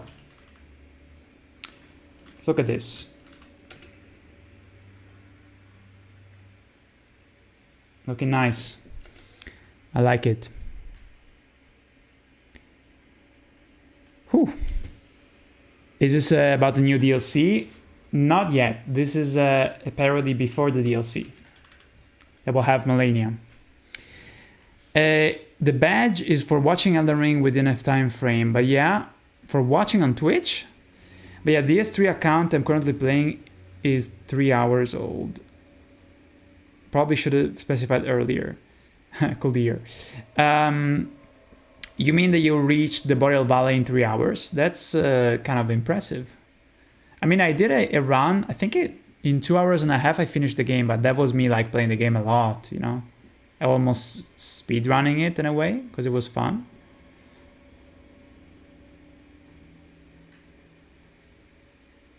Really didn't know that. I'm playing it on now and goes well on PC. Maybe they fixed it. Wait, Alex, what were you talking about? Huh? What? Ah, Arkham Knight. Yeah, I guess after many years they finally fixed it, dude. That's awesome. Good. Okay, guys. So, well, first of all, we need to reposition. We need to reposition the trails here of the jump. Like, see, this one goes here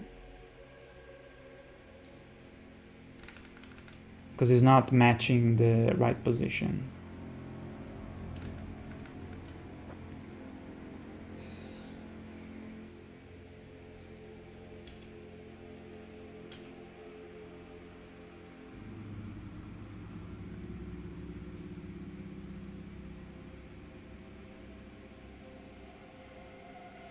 Okay, now there should be another one that appears when he touches with the front leg.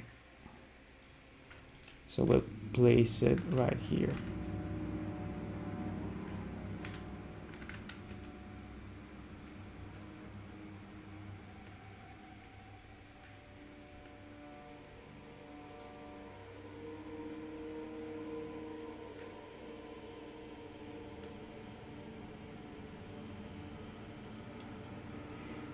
Let's take a look from the outside.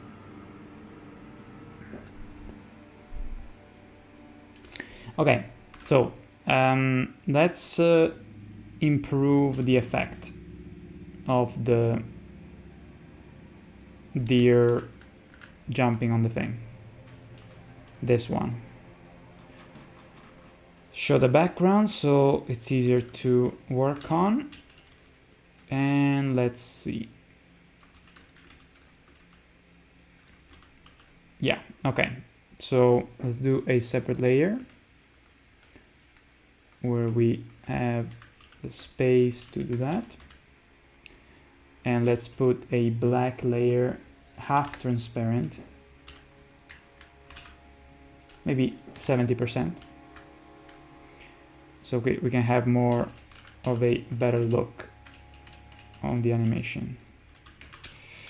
Okay, this first one is fine, I guess. Then we have the circle with some kind of splashy splash, which I don't mind. I think it's already pretty good, but we retrace it to make it better.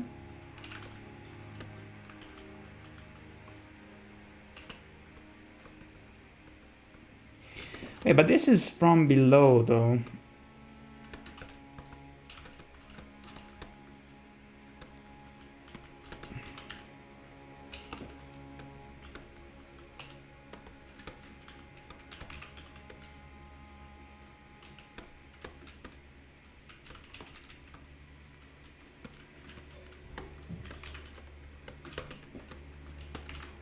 What's happening? Baby bitch, yeah.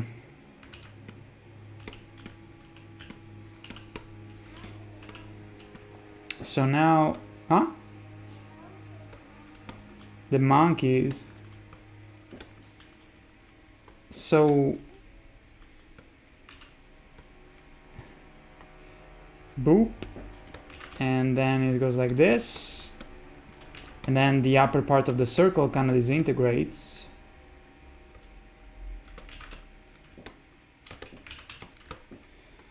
And then it starts to ripple, just like that. And then the smoky part kind of like does that.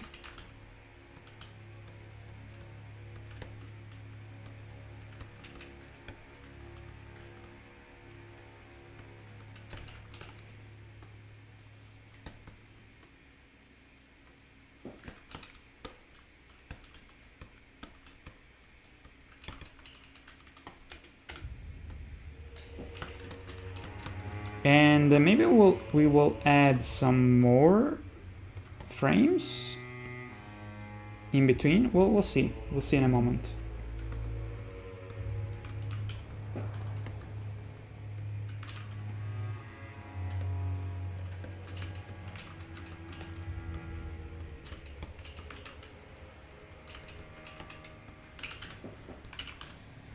Hi Shaz, just wanted to say thanks for your amazing work of art. Emil, thank you, dude, because each and every anime you've done is indeed a piece of art. Yo, Thanks, man. It means a lot. Venuto bellino, dai. Grazie. Grazie. Thanks for the stream and the good mood, Chaz. I also remember a couple of good Metroidvanias, Grime and Astalon. Tears of the Earth. I never heard of that. Is that in an indie game, I would assume? Good luck and have a good night. Thank you. Thank you, Warlock. Thank you again for the support. I was really pleased. Like, it means a lot to me, man. Thank you so much. Thank you so much, man.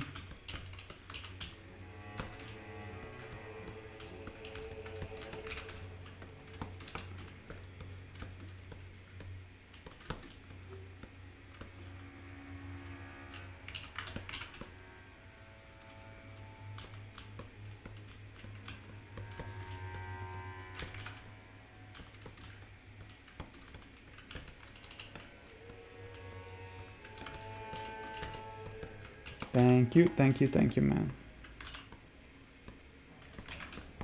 So now here the circle starts to kind of like fade. Like that. With some particles too appearing.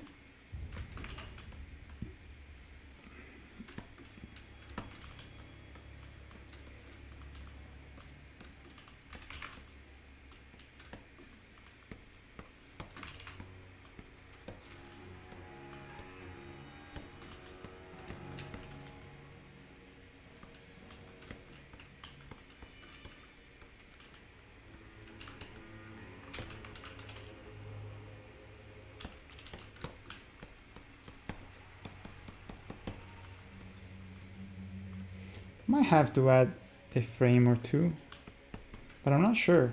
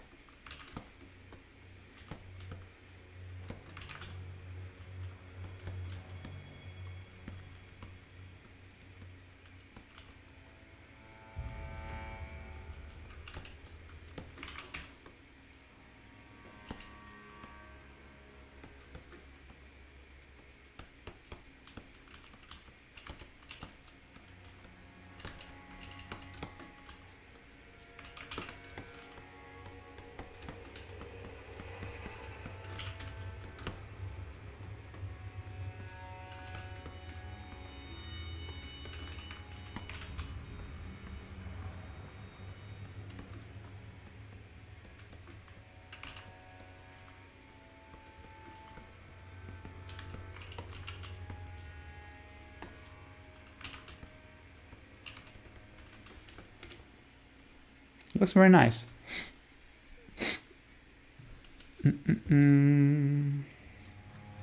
That was last frame?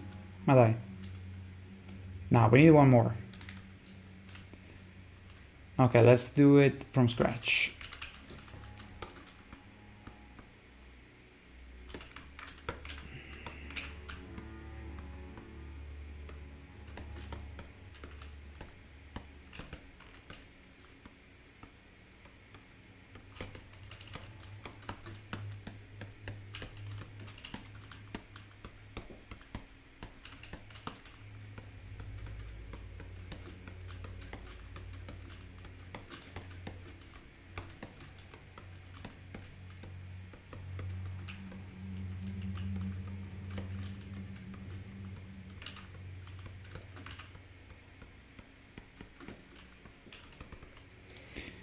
Yeah. Let's look at it from the new one. What if I add some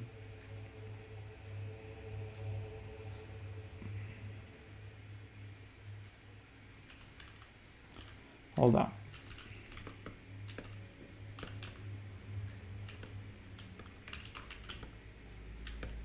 Should be some trail here.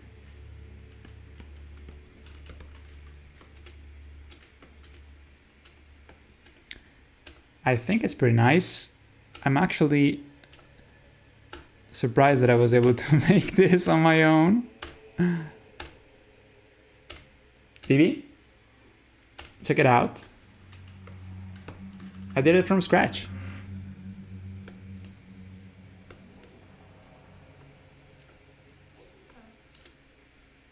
I think I should maybe add some glow.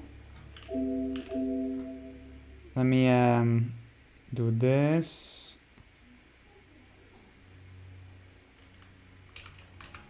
And then the glow maybe dissipates just a bit. Hold on. Okay, so like this. Now here it's more intense. Then like this. And then it starts to maybe fade.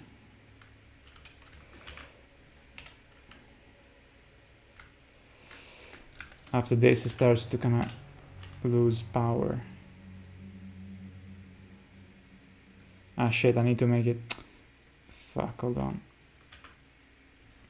I can maybe do this.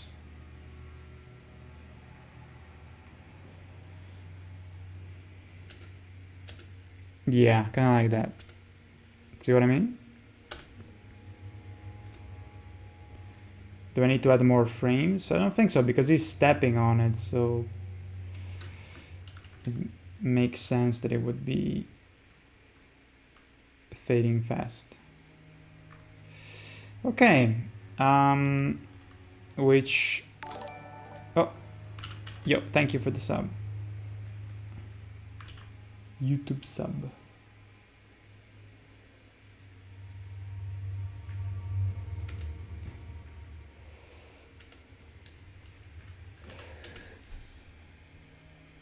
Maybe I should remove some of the, like this one, it seems a bit excessive. There's a bunch that are kind of like overlapping, you know?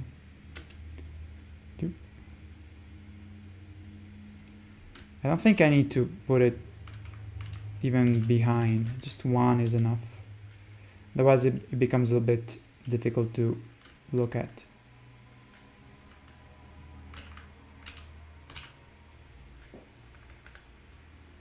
It's a bit too much.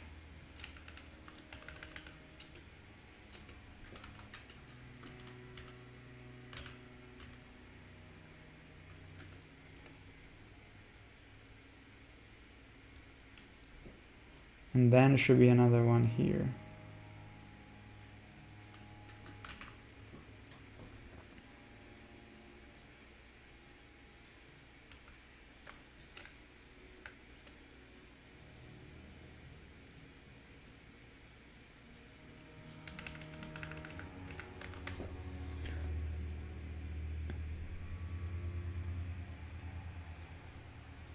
Alright, the deal was one of the few bosses that I could defeat on my first try. Me too, me too. True, true.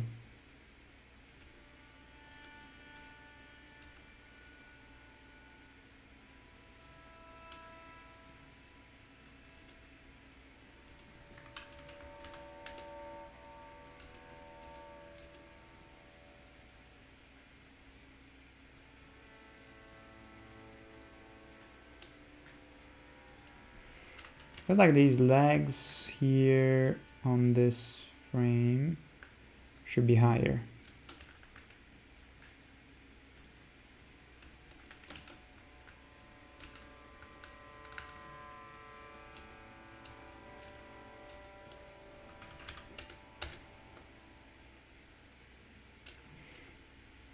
Okay, so the last thing we need to take care of is the effect of the smoke.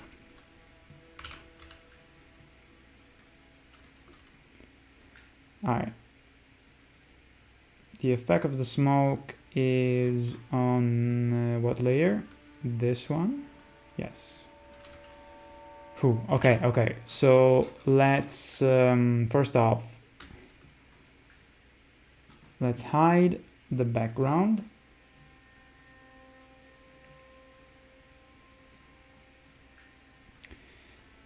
And let's put a black background just for now, so we can look at it better. Let's make it black.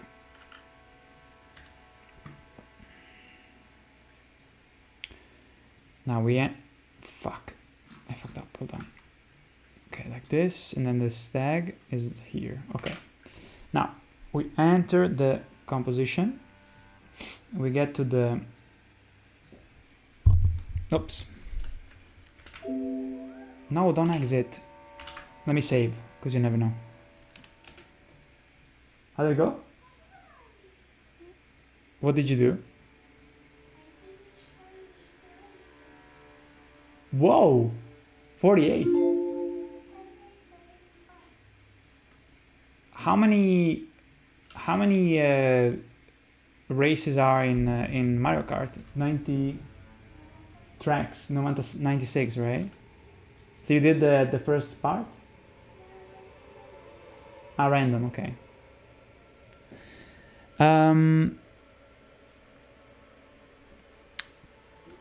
Compliments for the pronounce. Wait, I'm really curious. Poi la smetto di distrarti, ti giuro. Do you have Italian origins? Io.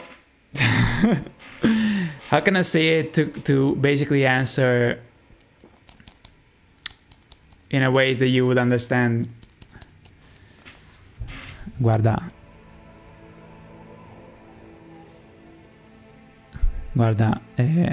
Fabio.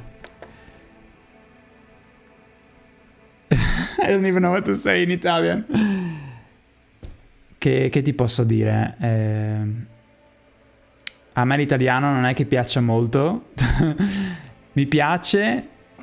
I mean, see, I'm speaking English. It's crazy, right? Sì, sono completamente italiano, al 100% sono del Friuli e sono in Italia adesso. Sono sempre stato in Italia. E forse qualche anno fa ho pensato, magari 8 anni fa circa, ho pensato di vivere negli States, ma poi alla fine, cioè, questo lavoro posso farlo anche da casa senza problemi. Ho una casa qua che mi va bene per il lavoro che faccio. I used to also have a see, I'm switching to English. Avevo anche una bella sala prove dove registravo i doppiaggi, però purtroppo si è allagata e got flooded. That's a shame, è un peccato, ma sto vedendo di sistemarla. E sì, quindi grazie per i complimenti sulla pronuncia. Alla fine, sai, devo imparare a parlare bene inglese, sia perché mi piace, ma anche perché è il mio lavoro, no? Cioè, quando faccio i doppiaggi, che ovviamente li faccio per la maggior parte io, devo essere credibile. I have to be credible as an English speaker, you know, because I don't have voice actors that can take the load of the entire voice acting. That would be too expensive. Sarebbe troppo costoso ingaggiare qualcuno per fare il doppiaggio di tutto quanto il cartone. Però sì, sono italiano al 100%, sempre stato in Italia, ed è il fatto che tu pensi che io sia inglese o americano o che io abbia, non so, parenti inglesi, siano inglesi o americani, è parecchio mind-blowing o sconvolgente, I think it's the word in Italian. But yeah, non parlo mai italiano. Parlo italiano con la mia ragazza perché lei sta imparando l'italiano alla fine. E quindi, sì, siccome verrà a vivere in Italia, she's gonna come to live in Italy. And she needs to, huh? Yes. Move your ass. Ecco. Let me see, I'm playing Melee right now, but I want to switch to Mage because it's OP. Wait, what? Oh, Melee. I thought you were talking about Smash Bros. Melee. But I want to switch to Mage because it's OP with Knight Comet and a Comet Azure. It's fine. Or is there consequences in this? Only level 50. Elden, what's up? I feel like Elden Ring is a game that, look, I am a Melee kind of guy. But I feel like Elden Ring was made to be played by a hybrid build. And so it's overtuned if you're like a melee guy, like me. The bosses are too aggressive and because they wanted to compensate for people that play, you know, with magic. And thus I feel that it's more enjoyable to play as someone that can dish out as aggressively, you know, damage. Honestly. So by using magic, you are similar to the aggressiveness of the enemies.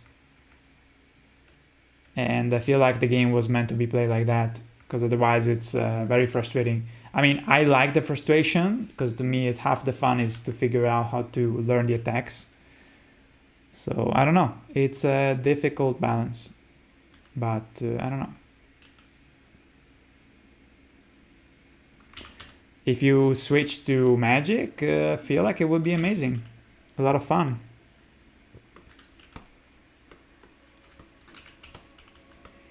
Because the game is meant to be played with magic, honestly. Unless you're like a sweaty guy like me who likes melee. But I do want to do a magic playthrough with a friend of mine. Because I want to experiment. See how it feels. Given that I know the moveset so well, thanks to I even did a no-hit run of the main game. I feel like it's gonna be a breeze if I use magic, like total breeze at this point. But as someone that plays it for the first time, it should be interesting. Should be less frustrating for sure.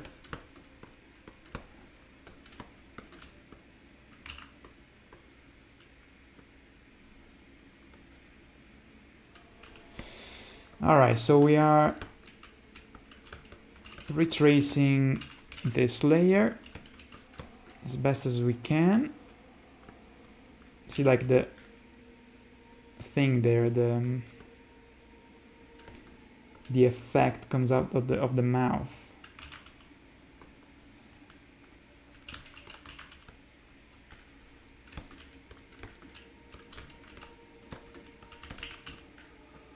Dude, the creepy music. Holy shit.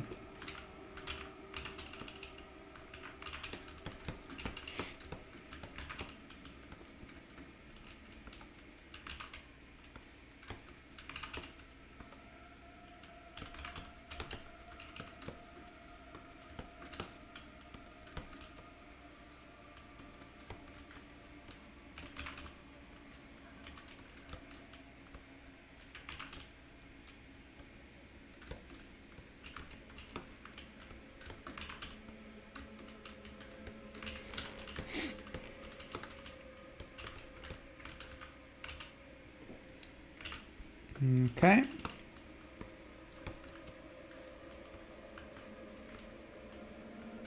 Dude, I need to change the fucking track because it's Abyssal Woods, that's why.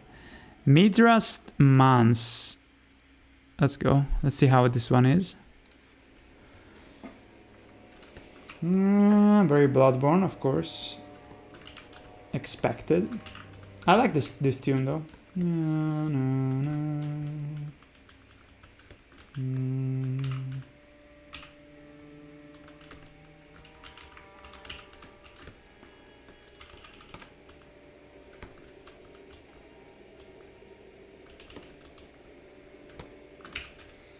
Tiger.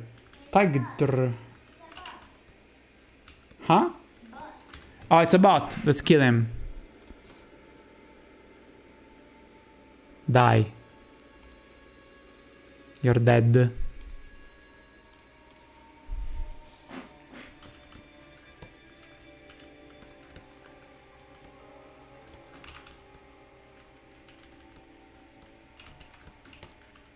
Damn, good eye, sniper. You're like playing a game and also reading super fast. Good eye, sniper.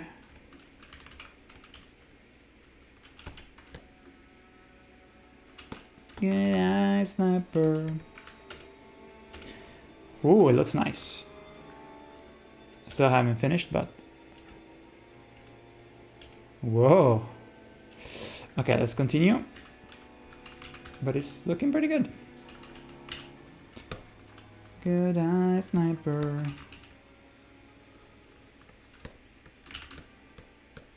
Murderize him. Yes. We just murderized. It's so funny to me, like a lot of YouTubers, they say, oh, he unalived himself, you know? It's like, because they can't use the word die. Bitch. No, I understand, but every fucking Souls game is like, oh, otherwise, you know, like every video talks about Dark Souls. It's like, oh, because if you die here, it's like, so what the hell? It just doesn't make any sense. Is it because you're in the context of a video game? Because the tag of the video is whatever video game, so that kind of like puts you in a category, so even if you say the word, you don't get them. I don't fucking know, honestly. It's stupid. It's dumb. It's fucking dumb. Get it.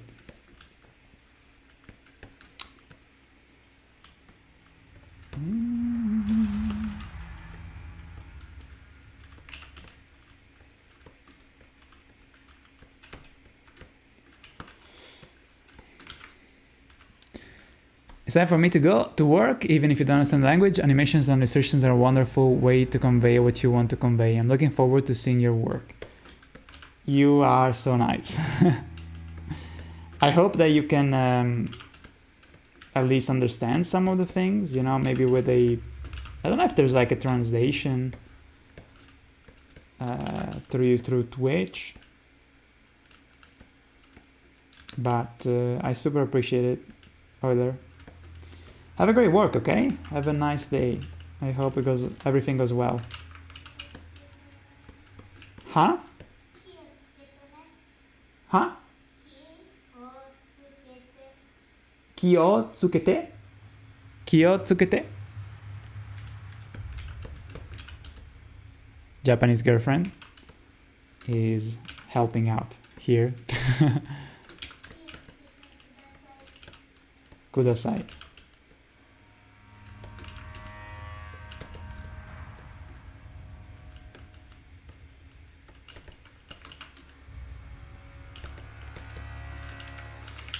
Okay, looks nice. Now here it kind of disperses. I feel like I should have exaggerated the effect a bit more, so let's do that right now.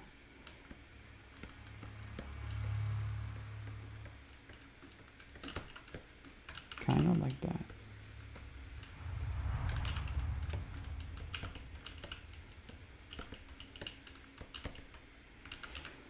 Nice.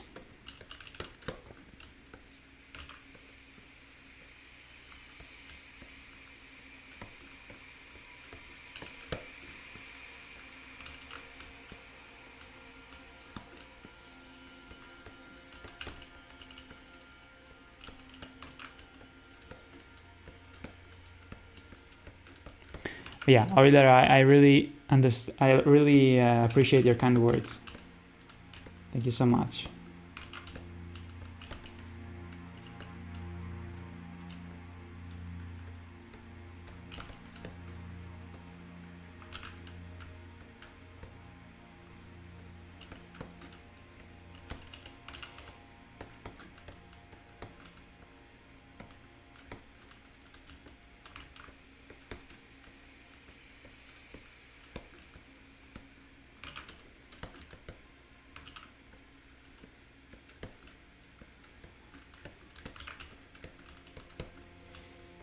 This stream has become super chill.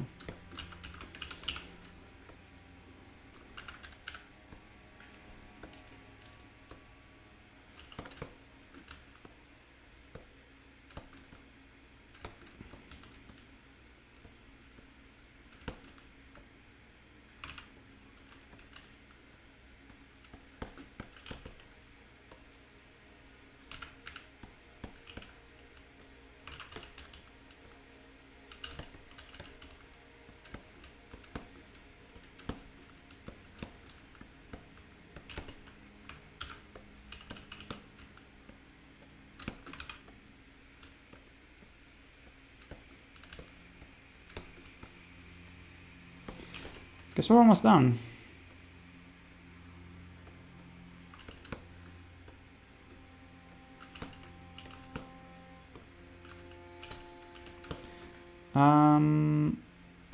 I guess this frame should be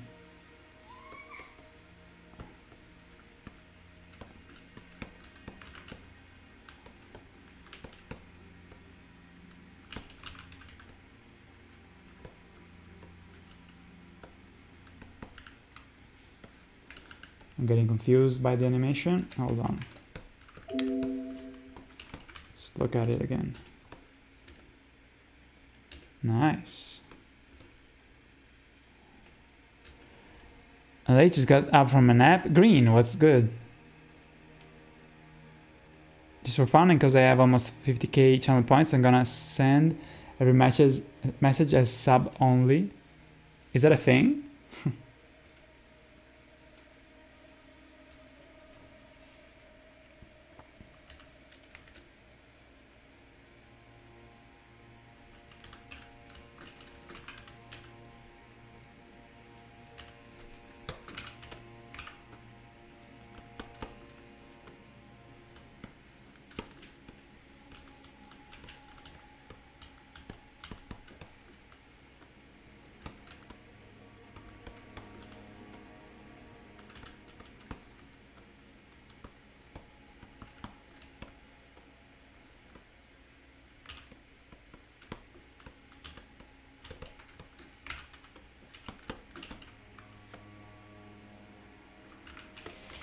I think I'm gonna redo this frame here.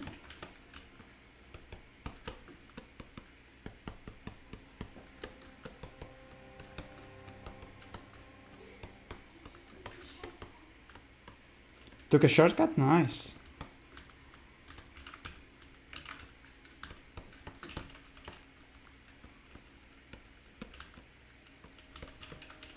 What map are you playing on? Yes. Okay, almost done.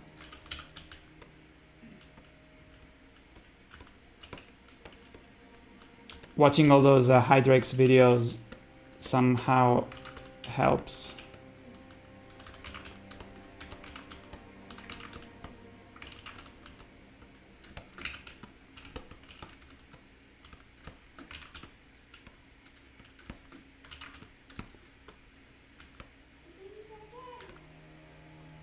Holy shit.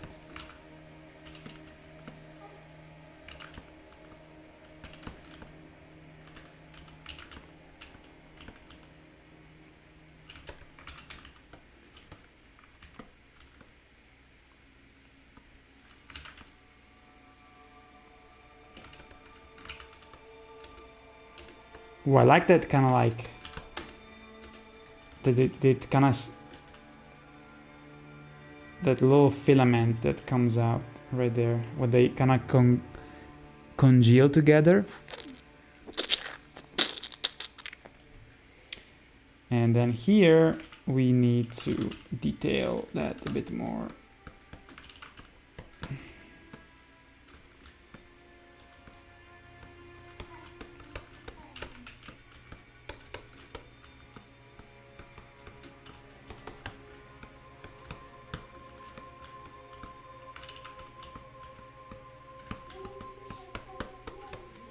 Nice.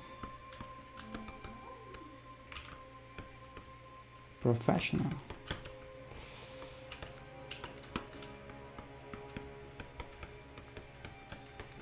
And then just particles remain.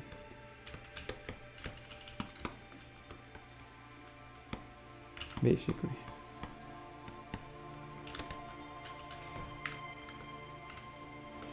All right, let's take a look at this shit. I have to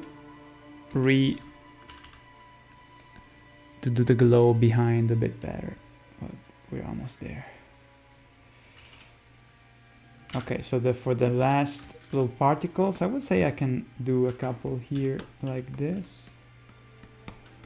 Smaller, you know, because they completely disappear.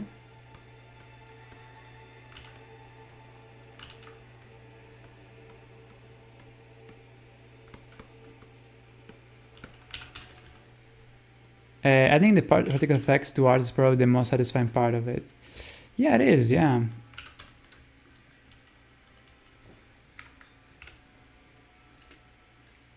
I always find them difficult to do, honestly.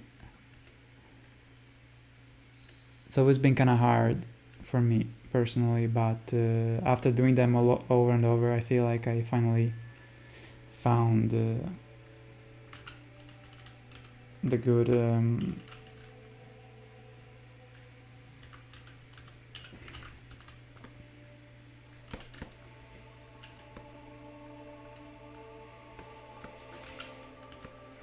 an efficient way to do it, I guess.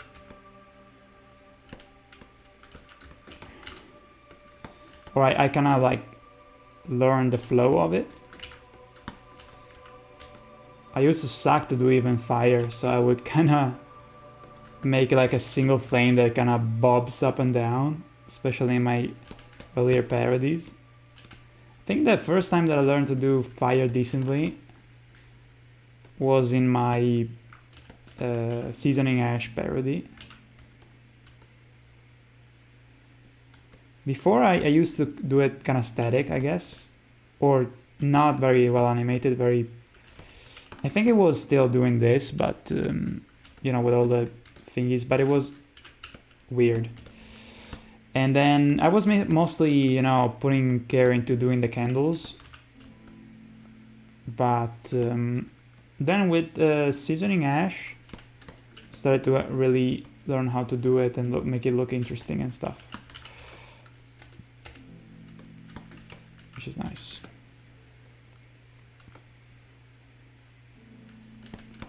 Bling, bling, bling, bling, bling, bling.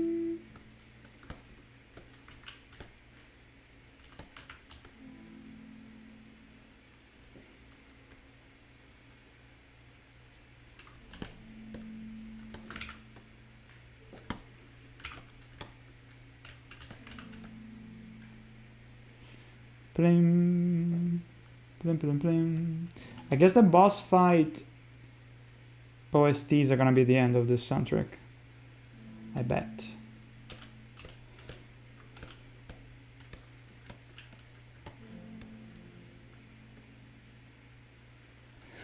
What time is it though? Yeah, I think I'm gonna hop off now because tomorrow I need to wake up pretty early. So let's finish this and we're good.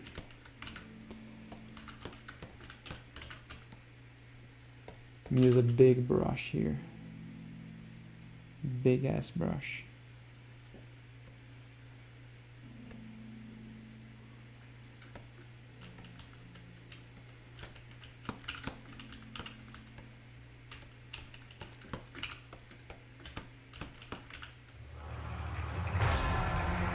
There you go.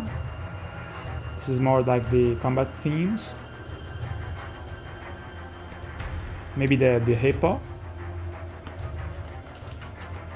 I don't know. Could be.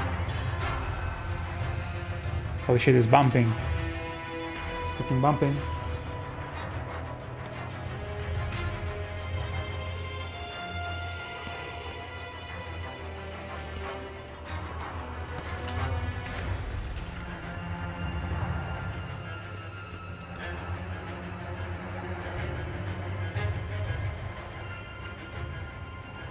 Maybe it's the fire giant.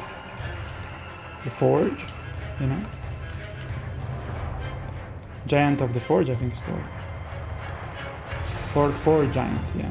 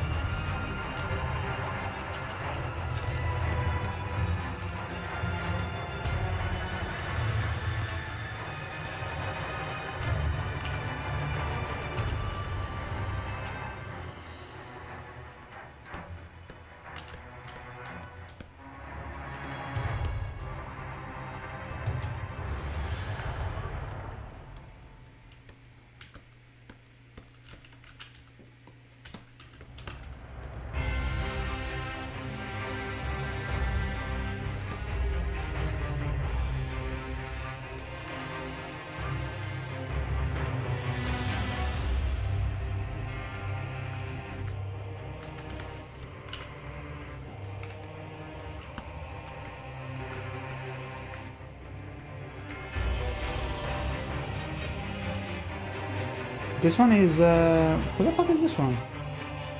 I don't think it's Rolana.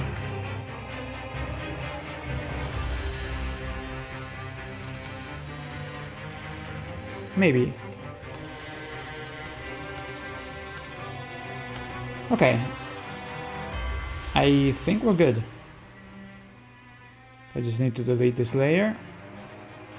And delete also this layer. Nice.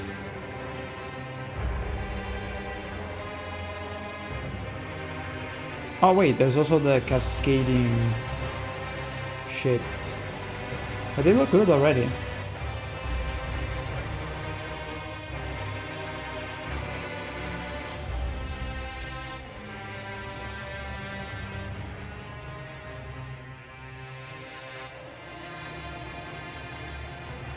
Oh shit, wait, hold on a second. There's more frames here that I need to add. Okay, so this one, 36, 37, 38, 39, 40.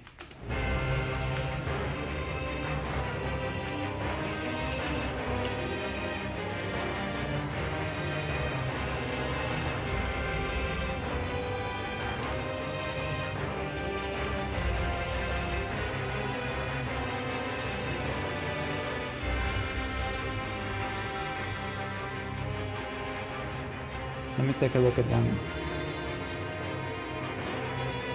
Nice.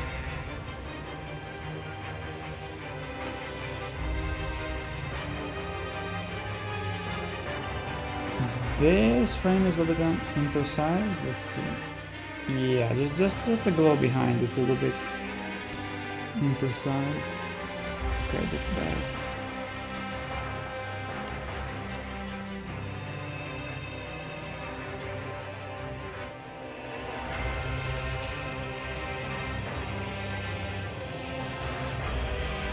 Looks nice now.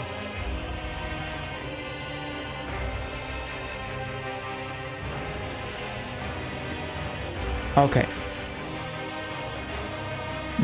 Oh, this is the Death Knight. Let's continue. We're halfway through the soundtrack. Let's continue it next time, okay? So, to wrap it up. Today we finished the whole outlining of the scene in all the details, and that is good. Now, of course, we have to color this. This is just the outlines, you know, with the placeholder colors. So I cannot wait to color this. Is gonna come to life completely and it's gonna look amazing. I'm really pleased with how it came out so far.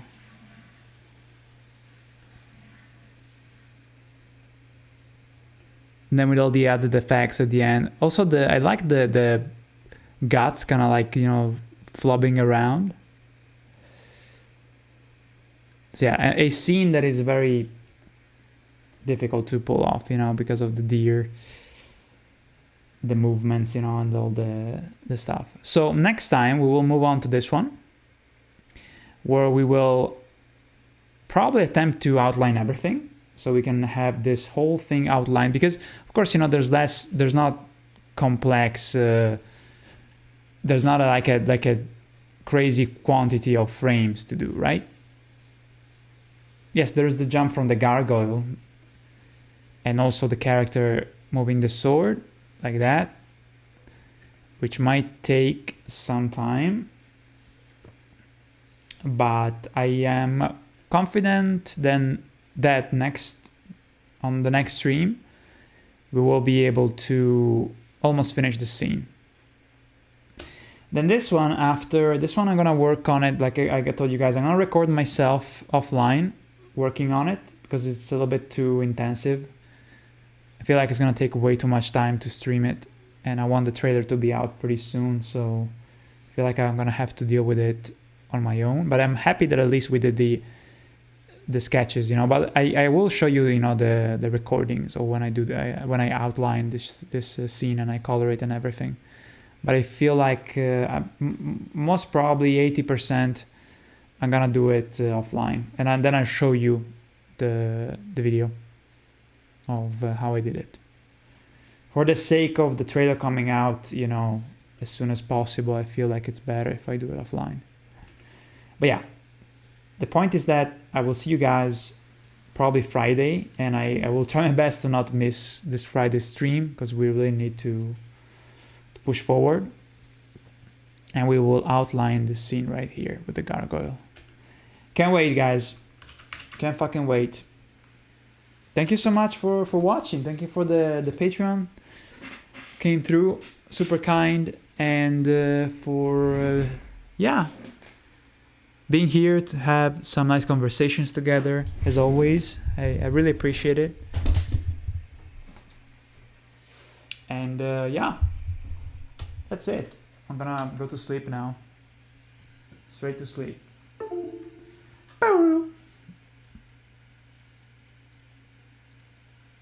Thank you, guys.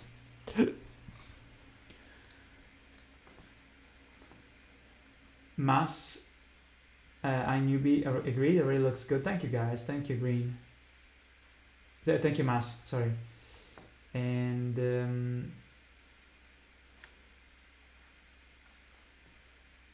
let me see. Let's see what Crab says.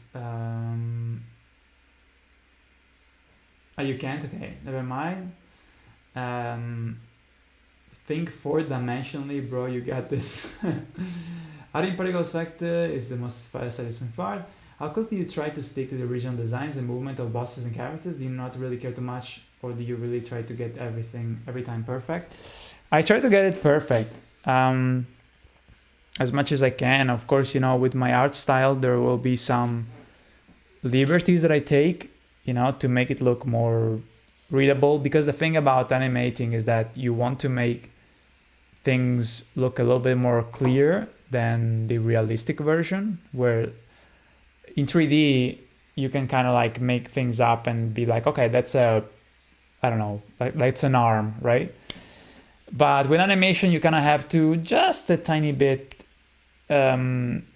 simplify and exaggerate, you know, so that it feels like the lack of 3D that is inherent to animation makes you so that you have to kind of like make it look a bit more pronounced, you know? So you don't want to make it hyper realistic. It will look weird. You want to make it look a mix between realistic and cartoonish. And you just get a feel for it as you work on this kind of content. You cannot find the right amount of realism compared to the original material, and you know, style versus realism, you know. And all right, guys, I'll see you hopefully Friday to go to the gargoyle one and do it, and then we'll be done. We can start coloring, you know, maybe Sunday. I hope so. If we manage to finish it Sunday, we can start coloring. Can't wait. All right, guys, I got nice shares. See you next stream, hopefully. Thank you, Crab. Have a great night. And you guys on YouTube also, you guys all have a great night. I'll see you soon. All right, bye bye. Toodles.